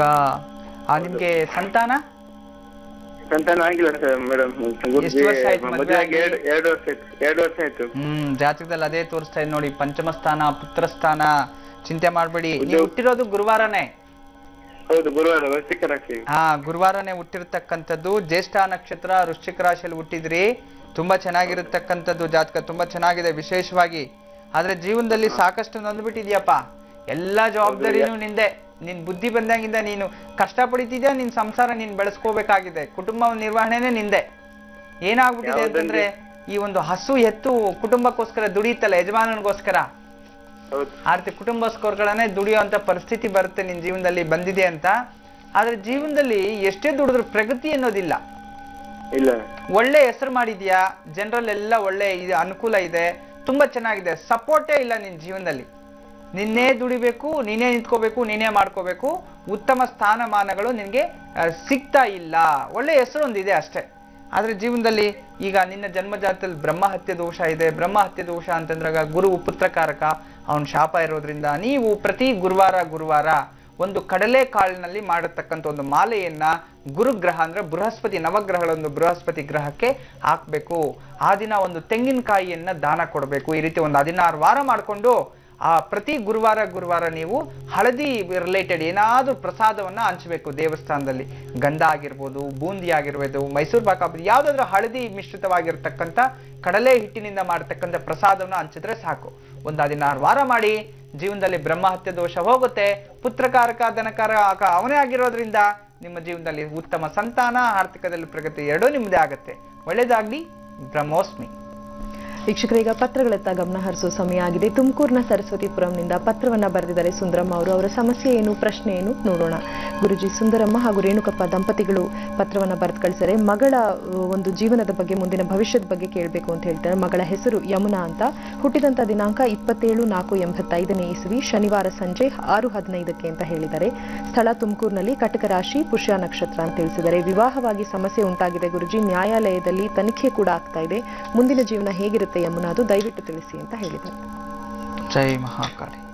ನಾನು ಎಷ್ಟೋ ಬಾರಿ ಹೇಳ್ತೀನಿ, ನಕ್ಷತ್ರಗಳ ಹೆಸರು, ನದಿಗಳ ಹೆಸರು ಹೆಣ್ಮಕ್ಳಿಗೆ ಇಡಬೇಡಿ ಅಂತ ಸಾಕಷ್ಟು. ಎಷ್ಟು ಅಂತಂದ್ರೆ, ಈ ವಾರದಲ್ಲಿ 1000 ಪತ್ರಗಳು ನಾನು ನೋಡಿದ್ದೀನಿ. ಅದರಲ್ಲಿ ಒಂದು 300-400 ಪತ್ರಗಳದ್ದು ಈ ಒಂದು ವಿವಾಹ ಜೀವನದಲ್ಲಿ ಸಮಸ್ಯೆ ಹೊಂದಿರೋದೆಲ್ಲ ಅಶ್ವಿನಿ ನಕ್ಷತ್ರ ಅಂತ ಹೆಸರು ಇಟ್ಕೊಂಡಿರೋ, ಅಶ್ವಿನಿ, ಭರಣಿ, ಕೃತಿಕ ಹೆಸರುಗಳೇ ಇಂಥದ್ದು. ರೇವತಿ ಅಂತ ಅವಳ ಹೆಸರು, ಗಂಗಾದೇವಿ, ಯಮುನಾ, ಸರಸ್ವತಿ ಇಂಥದ್ದು ಅಂತಂದ್ರೆ ನದಿಗಳ ಹೆಸರು, ನಕ್ಷತ್ರಗಳ ಹೆಸರು ಇಟ್ಕೊಂಡಿರೋರು ಜೀವನದಲ್ಲಿ ವೃದ್ಧಿ ಅನ್ನೋದು ಇದುವರೆಗೂ ಇಲ್ಲ. ಸಾಂಸಾರಿಕ ಜೀವನದಲ್ಲಿ ನೆಮ್ಮದಿ ಸಿಗೋದಿಲ್ಲ. ಅದನ್ನ ಮೊದಲು ಆ ಹೆಸರು ನಾಮಕರಣ ಅನ್ನೋದಕ್ಕಿಂತ ಹೆಸರು ಚೇಂಜ್ ಮಾಡಿಬಿಟ್ರೆ ಇದಾಗತ್ತೆ ಅಂತಲ್ಲ. ಜಾತಕದಲ್ಲೂ ಕೂಡ ಹೆಸರನ್ನ ಇಡಬಾರ್ದು. ಅದರ ಒಂದು ಇದು ನದಿಗಳ ಹೆಸರನ್ನ ಇಡಬಾರ್ದು. ವೇದನೆ ಹೇಳುತ್ತೆ, ಶಾಸ್ತ್ರ ಅದಕ್ಕೆ ಆಧಾರಗಳಿರುತ್ತೆ. ಅದರಿಂದ ನೀವೇನ್ ಮಾಡ್ಬೇಕಾಗತ್ತೆ, ಅದಕ್ಕೆ ವಿಶೇಷವಾಗಿ ಒಂದು ನದಿ ತೀರದಲ್ಲಿ ಹೋಗಿ, ನದಿ ತೀರದಲ್ಲಿ ತಿಂಗಳಿಗೊಂದ್ಸಲಿ, ಅದು ನಿಮ್ಮ ಜನ್ಮ ನಕ್ಷತ್ರ ಯಾವ ದಿನ ಹುಟ್ಟಿರ್ತಾರೋ ಅದೇ ನಕ್ಷತ್ರ ದಿವಸ ಸ್ನಾನ ಮಾಡಿಕೊಂಡು ಒಂದು ಬಾಗನದ ಸಾಮಗ್ರಿಯನ್ನು ಬಿಟ್ಟು, ತಾಯಿ ನಿನ್ನ ಉಗಮ ಸ್ಥಾನವಾದ ಸ್ಥಳದಲ್ಲಿ ನನ್ನ ಹೆಸರನ್ನು ಇಟ್ಕೊಂಡಿದ್ದೀನಿ, ಯಮುನಾ ಅಂತ ಹೆಸರು ಇಟ್ಕೊಂಡಿದ್ದೀನಿ, ನನ್ನ ಈ ಒಂದು ಹೆಸರಿನಿಂದ ಯಾವುದೇ ಥರದ ದೋಷಗಳು ನನಗೆ ಬರಬಾರ್ದು, ಅಪಮಾನಗಳಾಗಬಾರ್ದು ಅಂತ ಹೇಳಿ ಆ ಒಂದು ಬಾಗಿನ ಸಾಮಾನು ಕೊಟ್ಟು ಬರಬೇಕು. ಆ ರೀತಿ ಒಂದು 3 ತಿಂಗಳ ಕಾಲ ಮಾಡ್ಬೇಕು, ತಿಂಗಳಿಗೊಂದ್ಸಲಿ. ಆಗ ಆ ಒಂದು ಹೆಸರಿನ ದೋಷ ಹೋಗ್ಬಿಡುತ್ತೆ. ನಂತರ ನಿನ್ನ ಜೀವನದಲ್ಲಿ ವೃದ್ಧಿ ಆಗೋದಕ್ಕೆ ಅನುಕೂಲ ಆಗುತ್ತೆ. ಮತ್ತೆ ನಿನ್ನ ಜೀವನದಲ್ಲಿ ಮುಂದಿನ ಜೀವನ ಅಂತ ಹೇಳ್ತಿದ್ಯಾ, ಕೋರ್ಟು ಕಚೇರಿ ನ್ಯಾಯಾಲಯದಲ್ಲಿದೆ, ನಿನ್ನ ಕಡೆ ಜಯ ಅಂತೂ ಸಿಗುತ್ತೆ, ಡಿವೋರ್ಸ್ ಹಾಗೆ ಆಗುತ್ತೆ. 2016 ನಂತರ ನಿನ್ನ ಜೀವನದಲ್ಲಿ ಉತ್ತಮ ದಿನಗಳ ಕಾದಿದೆ. ಅಲ್ಲಿಯ ತನಕ ಪ್ರತಿ ದಿನವೂ ಸಹ ನೀನು ವಿಷ್ಣು ಸಹಸ್ರನಾಮ ಓದ್ಕೊಳ್ತಾ ಇದ್ರೆ ದಿನಕ್ಕೊಂದ್ಸರಿ ಜೀವನದಲ್ಲಿ ಸಾಕಷ್ಟು ಅಭಿವೃದ್ಧಿನ ಹೊಂದ್ತೀಯ. ಒಳ್ಳೇದಾಗ್ಲಿ ತಾಯಿ, ನಮಸ್ತೆ. ತಮ್ಮೆಲ್ಲರಿಗೂ ನಂದಿ ಚಿಕ್ಕಬಳ್ಳಾಪುರದಿಂದ, ಈ ಒಂದು ನಂದಿ ಗ್ರಾಮದಿಂದ ನಾಗಮಣಿ ಅವರು ಕರೆ ಮಾಡಿದರೆ, ಬನ್ನಿ ಮಾತಾಡ್ಸೋಣ. ಹಲೋ. ಹಲೋ, ನಮಸ್ತೆ. ನಮಸ್ತೆ ಮೇಡಮ್. ಹೇಳಿ, ಯಾರ ಬಗ್ಗೆ ಕೇಳಬೇಕಿತ್ತು? ನಮ್ಮ ಮಗು ಬಗ್ಗೆ ಕೇಳಬೇಕಿತ್ತು. ಮಗುವಿನ ಹೆಸರು ಹಾಗೂ ಜನ್ಮ ದಿನಾಂಕ ಡೀಟೇಲ್ಸ್ ತಿಳಿಸಿ. 11/11/2012. 2012. ಸಮಯ ಹೇಳಿ. 9:45. ಬೆಳಗ್ಗೆನಾ ರಾತ್ರಿನಾ? ಬೆಳಗ್ಗೆ 9:45. ಸರಿ, ಜನ್ಮ ರಾಶಿ ನಕ್ಷತ್ರದ ಬಗ್ಗೆ ಮಾಹಿತಿ ಗೊತ್ತಿದ್ಯಾ? ಕನ್ಯಾ ರಾಶಿ. ಹಸ್ತ ನಕ್ಷತ್ರ. ಹಸ್ತ ನಕ್ಷತ್ರ, ಕನ್ಯಾ ರಾಶಿ ಅಂತ ಹೇಳ್ತಿದ್ರ. ಮಗು ಬಗ್ಗೆ ನಿಮ್ಮ ಪ್ರಶ್ನೆನ ಕೇಳಿ ಗುರುಜಿಯವರು ಉತ್ತರಿಸ್ತಾರೆ. ನಮಸ್ತೆ ಗುರುಜಿ. ನಮಸ್ತೆ ಅಮ್ಮ. ಗುರುಜಿ, ನಾವು ನಿಮ್ ಪ್ರೋಗ್ರಾಮ್ ನೋಡ್ತಾ ಇರ್ತೀವಿ ಗುರುಜಿ. ಸರಿ ತಾಯಿ. ನಮ್ ಮಗುಗೆ ಪುರುಷೋತ್ತಮ ಅಂತ ಗುರುಜಿ. ಚಿಕ್ಕ ಮಗು ಆಗ ಚೆನ್ನಾಗಿಲ್ದಿರಾಗಿತ್ತು. ಡಾಕ್ಟರ್ ಯಾವ್ದೋ ಮಾತ್ರೆ ಕೊಟ್ಟಿದ್ದಾರೆ, ಯಾವಾಗ್ಲೂ ಮಾತ್ರೆ ಆಗ್ತಾ ಇರ್ಬೇಕು ಅಂತ ಹೇಳ್ತಾರೆ ಗುರುಜಿ. ಎಷ್ಟು ವರ್ಷದ ತನಕ? ಎಷ್ಟು ವರ್ಷ ಅಂತ ಹೇಳಿಲ್ಲ ಗುರುಜಿ. ಏನಾಗ್ತಿದೆ ಮಗುಗೆ? ಏನಾಗ್ತಾ ಇಲ್ಲ ಗುರುಜಿ. ಚಿಕ್ಕ ಮಗು ಇದ್ದಾಗ ಹಾಲು ಕುಡಿದಿರ ಆಗೋಗಿದ್ದ, ಅವಾಗ ಆಸ್ಪತ್ರೆಗೆ ಅಡ್ಮಿಟ್ ಮಾಡಿದ್ವಿ ಗುರುಜಿ. ಏನ್ ಗುರುಜಿ ಪರಿಹಾರ ಏನ್ ಗುರುಜಿ? ಖಂಡಿತಮ್ಮ ತಿಳಿಸ್ತೀನಿ ತಾಯಿ. ನೋಡೋಣ, ರಮಲ ಶಾಸ್ತ್ರದಲ್ಲಿ ತೋರಿಸ್ತಿದೆ ತೃತೀಯ ಸ್ಥಾನ, ದ್ವಿತೀಯ ಸ್ಥಾನ, ಚಂದ್ರಕಾರಕ ಮತ್ತು ಕುಜ. ಭಾನುವಾರ ನಮ್ಮ ಮಗು ಹುಟ್ಟಿರೋದು? ಹೌದು ಗುರುಜಿ. ಭಾನುವಾರ ಧನುರ್ ಲಗ್ನದಲ್ಲಿ ಹುಟ್ಟಿರ್ತಕ್ಕಂಥದ್ದು ಮಗು. ಹಸ್ತ ನಕ್ಷತ್ರ, ಕನ್ಯಾ ರಾಶಿ. ಈ ವರ್ಷದ ನವೆಂಬರ್ ತನಕ ಹೀಗೇ ಇರುತ್ತೆ ತಾಯಿ, ಆಯ್ತಾ? ಈ ನವೆಂಬರ್ ಕಳೆದ ನಂತರ ಖಂಡಿತವಾಗ್ಲೂ ಸರಿ ಹೋಗುತ್ತೆ, ಚಿಂತೆ ಮಾಡಬೇಡ. ನೀನು ಆ ಟ್ಯಾಬ್ಲೆಟ್ಸ್ ಅದು ಏನಕ್ಕೆ ಯೂಸ್ ಮಾಡ್ತಿದ್ದಾರೆ, ಅದು ಏನಕ್ಕೆ ಕೊಟ್ಟಿದ್ದಾರೆ, ಯಾವ ರೋಗ ಕೊಟ್ಟಿದ್ದಾರೆ ಅನ್ನೋದು ಇಲ್ಲಿ ಸಂಕ್ಷಿಪ್ತವಾಗಿ ನೀವು ತಿಳಿಸಿಲ್ಲ. ಆದರೆ ಈ ಒಂದು ರಮಲಶಾಸ್ತ್ರ ಪ್ರಕಾರವಾಗಿ ತೃತೀಯ ಸ್ಥಾನ, ಅವನಿಗೆ ಅಜೀರ್ಣ ಶಕ್ತಿ, ಹೊಟ್ಟೆಗೆ ಸಂಬಂಧಪಟ್ಟಿರೋ ತೊಂದರೆಗಳು ಇರೋದ್ರಿಂದ ಈ ರೀತಿ ಆಗ್ತಿರ್ತಕ್ಕಂಥದ್ದು. ಈ ಸಾಲ್ಟ್ ರಿಲೇಟೆಡ್ ಪ್ರಾಬ್ಲಮ್ ಅಂತ ತೋರಿಸ್ತದೆ, ಉಪ್ಪಿನ ಒಂದು ಸಮಸ್ಯೆ ಅಥವಾ ದೇಹದಲ್ಲಿ ಯಾವುದಾದ್ರೂ ಒಂದು ತೊಂದರೆ ಆಗುತ್ತೆ ಇದರಿಂದ ಅಂತ. ಇದಕ್ಕೆ ನೀನೇನು ಮಾಡಬೇಕು, ಪ್ರತಿದಿನ ಬೆಳಗ್ಗೆ ಹನುಮಂತನಿಗೆ ಒಂದು ಈ ಹುತ್ತದಲ್ಲಿ ಬೆಳೆಯುವಂಥ ಜೇನುತುಪ್ಪ ನಿಮ್ಮ ಕಡೆ ಸಿಗುತ್ತೆ, ನಂದಿ ಬೆಟ್ಟ ಆ ಕಡೆ ಈ ಕಡೆ ಹುತ್ತದಲ್ಲಿ. ಆ ಜೇನನ್ನ ತೆಗೆದು, ಆ ತುಪ್ಪವನ್ನು ತೆಗೆದು ಆಂಜನೇಯ ಸ್ವಾಮಿ ದೇವಸ್ಥಾನದಲ್ಲಿ ತುಪ್ಪದ ಅಭಿಷೇಕವನ್ನು ಮಾಡಿಸಿ ಆ ಜೇನುತುಪ್ಪವನ್ನು ಮನೆಗೆ ತಗೊಂಡ್ಬಂದ್ಬಿಡಿ. ಆ ಮನೆಗೆ ತಗೊಂಡ್ಬಂದಿರೋ ಜೇನುತುಪ್ಪವನ್ನ ಮತ್ತೆ ನೀವೇನ್ ಮಾಡಬೇಕು, ದರ್ಭ ಸಿಗುತ್ತೆ ನಮ್ಗೆ, ಆ ದರ್ಬೆಯನ್ನ ಸುಟ್ಟು ಅದರಲ್ಲಿ ವೀಳ್ಯದೆಲೆ ಮೇಲೆ ಸೇರಿಸ್ಬಿಟ್ಟು ಡೈಲಿ ನಾಲಿಗೆ ಮೇಲೆ ಒಂದೊಂದು ಚೂರು ಇಡ್ತಾ ಬನ್ನಿ. ಈ ರೀತಿ ಒಂದು ಕನಿಷ್ಠ ಪಕ್ಷ 3 ತಿಂಗಳು ಮಾಡುತ್ತಾಯಿ. ನಿನ್ನ ಮಗ ದಷ್ಟಪುಷ್ಟಿಯಾಗಿ ತುಂಬಾ ಚುರುಕಾಗಿ ಆರಾಮಾಗಿ ಬೆಳಿತಾನೆ. ಮುಂದೆ ಯಾವುದೇ ತರದ ದೋಷಗಳು ಇಲ್ಲ. ಆದ್ರೆ ಜಾತಕದಲ್ಲಿ ಜನ್ಮ ಕುಜ ಇದ್ದಾನೆ, ಅಷ್ಟು ಬಿಟ್ರೆ ಆರೋಗ್ಯ ಸ್ಥಾನ ತುಂಬಾ ಚೆನ್ನಾಗಿದೆ ತಾಯಿ, ಚಿಂತೆ ಮಾಡಬೇಡ. ಇದನ್ನ ಮಾಡ್ಕೋ, ಒಳ್ಳೇದಾಗ್ಲಿ. ನಮಸ್ತೆ. ವೀಕ್ಷಕರೇ, ಬೆಳಗಾವಿನಿಂದ ನಿರ್ಮಲಾ ಅವರು ಕರೆ ಮಾಡಿದ್ದಾರೆ, ಬನ್ನಿ ಮಾತಾಡ್ಸೋಣ. ಹಲೋ. ಹಲೋ, ನಾನ್ ನಿರ್ಮಲಾ ಅಂತಾರೆ ಬೆಳಗಾವಿನಿಂದ. ಹೇಳಿ ನಿರ್ಮಲಾ ಅವರು, ಯಾರ ಬಗ್ಗೆ ಕೇಳ್ಬೇಕಿತ್ತು? ನನ್ ಬಗ್ಗೆ ಕೇಳ್ಬೇಕಾಯ್ತು. ಸರಿ, ಜನ್ಮ ದಿನಾಂಕ ತಿಳಿಸಿ. 10/8/85. 85? ಹಾ, 85. ಸಮಯ ಹೇಳಿ. ಸಮಯ 1:40. ಮಧ್ಯಾಹ್ನನ ಮಧ್ಯರಾತ್ರಿನ? ಮಧ್ಯಾಹ್ನ. ಜನ್ಮರಾಶಿ ನಕ್ಷತ್ರ ತಿಳಿಸಿ. ವೃಷಭ ರಾಶಿ, ರೋಹಿಣಿ ನಕ್ಷತ್ರ. ರೋಹಿಣಿ ನಕ್ಷತ್ರ, ವೃಷಭ ರಾಶಿ ಅಂತ ಹೇಳ್ತಿದ್ರ. ಗುರುಜಿ ಅವರಿದ್ದಾರೆ ಅಮ್ಮ, ಮಾತಾಡಿ ನಿಮ್ಮ ಪ್ರಶ್ನೆ ಕೇಳಿ. ನಿರ್ಮಲಾ. ನಮಸ್ತೆ ಅಮ್ಮ. ನಮಸ್ಕಾರ ಗುರುಜಿ. ಎಷ್ಟನೇ ಮಗಳು ತಾಯಿ ನೀನು? ಅಮ್ಮ ನನ್ ಬಗ್ಗೆನ ಕೇಳ್ಬೇಕಾಯ್ತು. ಸರಿ ತಾಯಿ, ಎಷ್ಟನೇ ಮಗಳು ನಿಮ್ಮ ತಾಯಿಗೆ ನೀವು? ಹಲೋ, ನಿಮ್ಮ ತಾಯಿಗೆ ನೀವು ಎಷ್ಟನೇ ಮಗಳು? ಕೇಳಿಸ್ತಿದ್ಯೇನಮ್ಮ? ನಾನ್ ಮದುವೆ ಬಗ್ಗೆ ಕೇಳ್ಬೇಕಾಯ್ತು. ಸರಿ ತಾಯಿ, ನೀನ್ ಟಿವಿ ಆದ್ರೂ ವ್ಯಾಲ್ಯೂಮ್ ಕಮ್ಮಿ ಮಾಡು, ನನ್ನ ಜೊತೆ ನೇರವಾಗಿ ಮಾತಾಡು. ನೀನ್ ಆ ಕಡೆ ಕೇಳ್ಕೊಂಡು ಈ ಕಡೆ ಮಾತಾಡಿದ್ರೆ ನಾನು ಹೇಳೋದೊಂದು ನಿಂದೊಂದು ಆಗ್ಬಿಡುತ್ತೆ. ಅರ್ಥ ಆಯ್ತಲ್ಲ? ಹಾ, ಸರಿಯಾಗಿ ಕೇಳಿಸ್ತಲ್ಲ. ನೆಟ್ವರ್ಕ್ ಇರೋ ಜಾಗದಲ್ಲಿ ಕಾಲ್ ಸಿಗೋದೇ ಅದೃಷ್ಟ. ಅದ್ರಲ್ಲಿ ಈ ರೀತಿ ಮಾಡ್ಕೊಂಡ್ರೆ ಆಗತ್ತಾ? ಸರಿ, ಮದುವೆ ಬಗ್ಗೆ. ನೀನು ಶನಿವಾರ ಅಲ್ವಾ ಹುಟ್ಟಿರೋದು? ಹೌದ್ರಿ ಸರ್, ಶನಿವಾರ ದಿನ. ಶನಿವಾರ ಹುಟ್ಟಿದ್ಯಾ. ರೋಹಿಣಿ ನಕ್ಷತ್ರ, ವೃಷಭ ರಾಶಿಯಲ್ಲಿ ಸಪ್ತಮದಲ್ಲಿ ಶುಕ್ರ ಇದ್ದಾನೆ. ಸಪ್ತಮದಲ್ಲಿ ಶುಕ್ರ ಅಂತಂದ್ರೆ ಗೊತ್ತಿರೋ ವ್ಯಕ್ತಿನ ಅಥವಾ ಸಂಬಂಧದಲ್ಲಿ ಮದುವೆ ಆಗ್ಬೇಕು ಅಂತ. ಸಂಬಂಧದಲ್ಲಿ ಯಾವ್ದಾದ್ರು ಸಂಬಂಧ ಬಂದಿತ್ತಾ? ಇಲ್ರಿ ಬಂದಿಲ್ಲ ರೀ. ಇಲ್ಲಿ ಬಂದಿಲ್ಲ. ನೋಡ್ತಾ ನಿನ್ನ ಜಾತಕದಲ್ಲಿ ಈ ಚತುಸ್ಥಾನವನ್ನು ತೋರಿಸ್ತಿದೆ. ಚತುಸ್ಥಾನ ಅಂತಂದಾಗ ಕುಜ ದೋಷ, 3ನೇ ಗ್ರಹ ಕುಜ, 3 1 4 ಚತುಸ್ಥಾನ ದೋಷವನ್ನು ನೋಡೋದಾದ್ರೆ ಲಗ್ನದಿಂದ 4ನೇ ಮನೆಯಲ್ಲಿ ಕುಜನಿದ್ದಾಗ ಕುಜ ದೋಷ ಉಂಟಾಗುತ್ತೆ. ಆ ಕುಜ ದೋಷದಿಂದ ವಿವಾಹ ನಿಧಾನ ಆಗುತ್ತೆ ಅಂತ ಶಾಸ್ತ್ರ ಹೇಳುತ್ತೆ. ಅಷ್ಟೇ ಅಲ್ಲದೆ ನಿನ್ನ ಲಗ್ನದಿಂದ ಸಪ್ತಮ ಸ್ಥಾನದಲ್ಲಿ ರಾಹು ಇದ್ದಾಗ, ಲಗ್ನದಿಂದ 7ನೇ ಮನೆಯಲ್ಲಿ ರಾಹು ಇದ್ರೇನು ವಿವಾಹ ತುಂಬಾ ನಿಧಾನ ಆಗತ್ತೆ ಅಂತ ಚಿಂತೆ ಮಾಡ್ಬಿಡ ತಾಯಿ.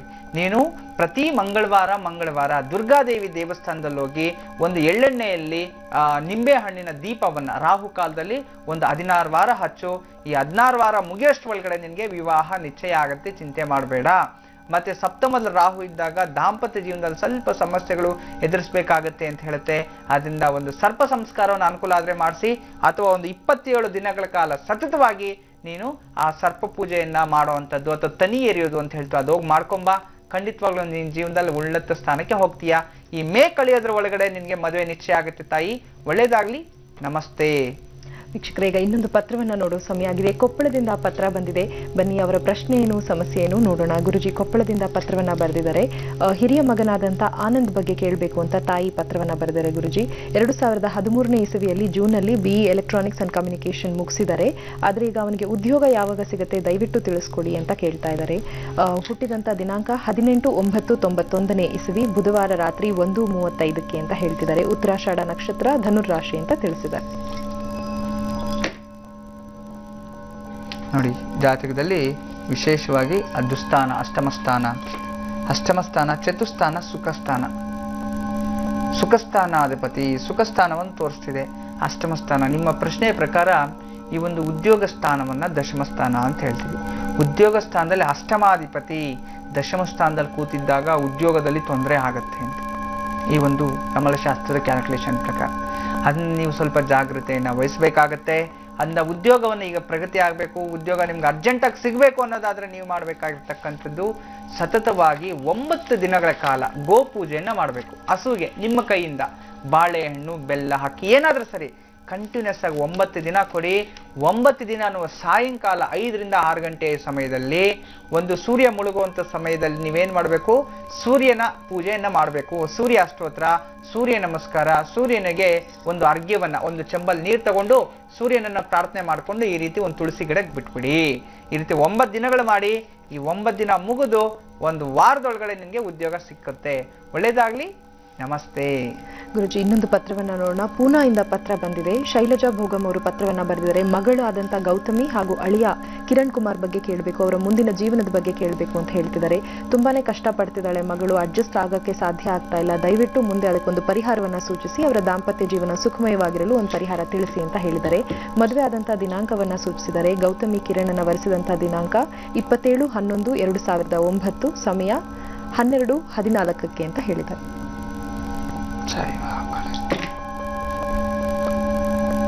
ಚತುಸ್ಥಾನ ನಿಜವಾಗ್ಲೂ ಇವರಿಬ್ರು ಜೀವನ ಮಾಡ್ಕೋಬಹುದು.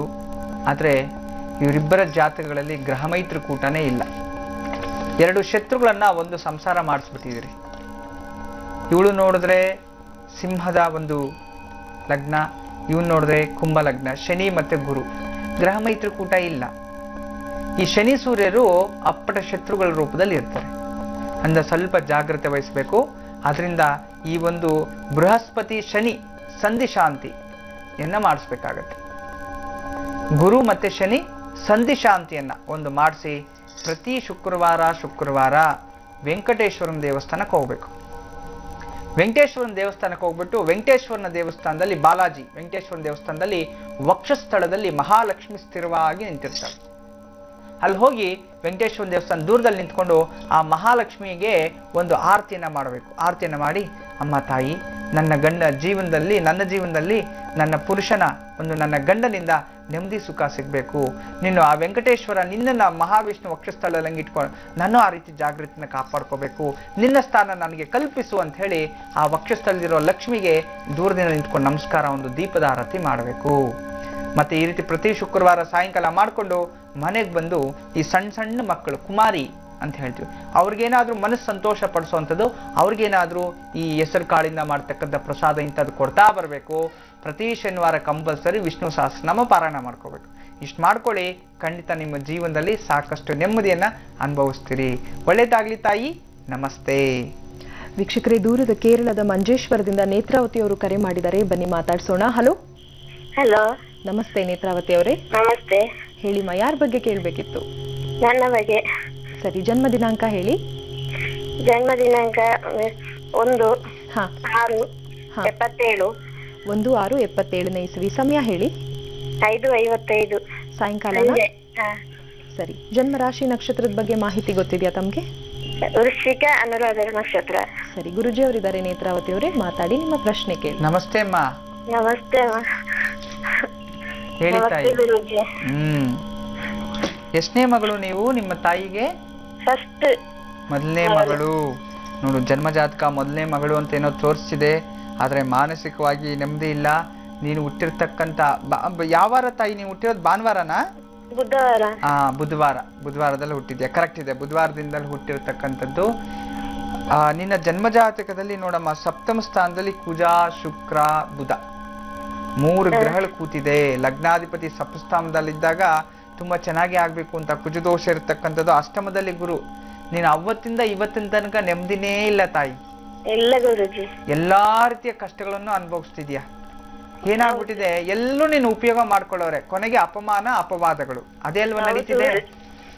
ಮಾಡದೇ ಇರೋ ತಪ್ಪುಗಳಿಗೂ ಅವಮಾನ ಆಗ್ತಿದೆ ಅಮ್ಮ. ನಿನ್ ಜಾತಕದಲ್ಲಿ ಬ್ರಹ್ಮ ಹತ್ಯೆ ದೋಷ ಬಂದ್ಬಿಟ್ಟಿದೆ ತಾಯಿ. ಗುರು, ನೀನು ಅತಿ ಹೆಚ್ಚು ಗೋಪೂಜೆಯನ್ನ ಮಾಡಬೇಕು, ಗುರುವಿನ ಅಷ್ಟೋತ್ರ ಓದ್ಕೋಬೇಕು. ಗುರುವಾರ ತಪ್ಪದೆ ನಿನ್ ಜೀವನದಲ್ಲಿ ಗುರುಗಳ ದರ್ಶನ ಮಾಡ್ಕೊಂಡು ಗುರುವಾರ ನೀನ್ ಯಾವ್ದಾದ್ರು ಒಂದನ್ನ ಬಿಡ್ಬೇಕಾಗತ್ತೆ. ಈಗ ವೆಜಿಟೇರಿಯನ್ ಆಗ್ಬಿಡುವಂಥದ್ದು, ಇಂಥದ್ದೇನಾದ್ರೂ ಒಂದು ಸಾತ್ವಿಕ ಆಹಾರವನ್ನು ಊಟ ಮಾಡ್ಕೋ. ಗುರುವಾರ ಜೀವನದಲ್ಲಿ ಇದೊಂದು ಫಾಲೋ ಮಾಡ್ಕೋ. ಮತ್ತೆ ಪ್ರತಿ ಹುಣ್ಣಿಮೆ ದಿನ ಒಂದು 16 ಹುಣ್ಣಿಮೆಗಳ ಕಾಲ ಲಕ್ಷ್ಮೀನಾರಾಯಣ ಪೂಜೆಯನ್ನು ಮಾಡಿಸ್ತಾ ಬಾ. ನಿನ್ ಜೀವನದಲ್ಲಿ ಸುಖ, ಸಂಪತ್ತು, ಮಾನಸಿಕ ನೆಮ್ಮದಿ ಎಲ್ಲವೂ ಸಿಗುತ್ತೆ ತಾಯಿ. ಒಳ್ಳೇದಾಗ್ಲಿ ಅಮ್ಮ. ನಮಸ್ತೆ. ಗುರುಜಿ, ನೇರ ಪ್ರಸಾರ ಕಾರ್ಯಕ್ರಮಕ್ಕೆ ಆಗಮಿಸಿ ಸಾಕಷ್ಟು ಉಪಯುಕ್ತಕರವಾದಂತಹ ಮಾಹಿತಿಯನ್ನ ಒದಗಿಸ್ಕೊಟ್ರಿ. ಎಲ್ಲ ಮಾಹಿತಿಗಾಗಿ ಧನ್ಯವಾದಗಳು. ಸರ್ವೇ ಜನ ಸುಖನೋ ಭವಂತು, ಲೋಕ ಸಮಸ್ತ ಸನ್ಮಂಗಳಾನಿ ಭವಂತು. ಬ್ರಹ್ಮೋಸ್ಮಿ.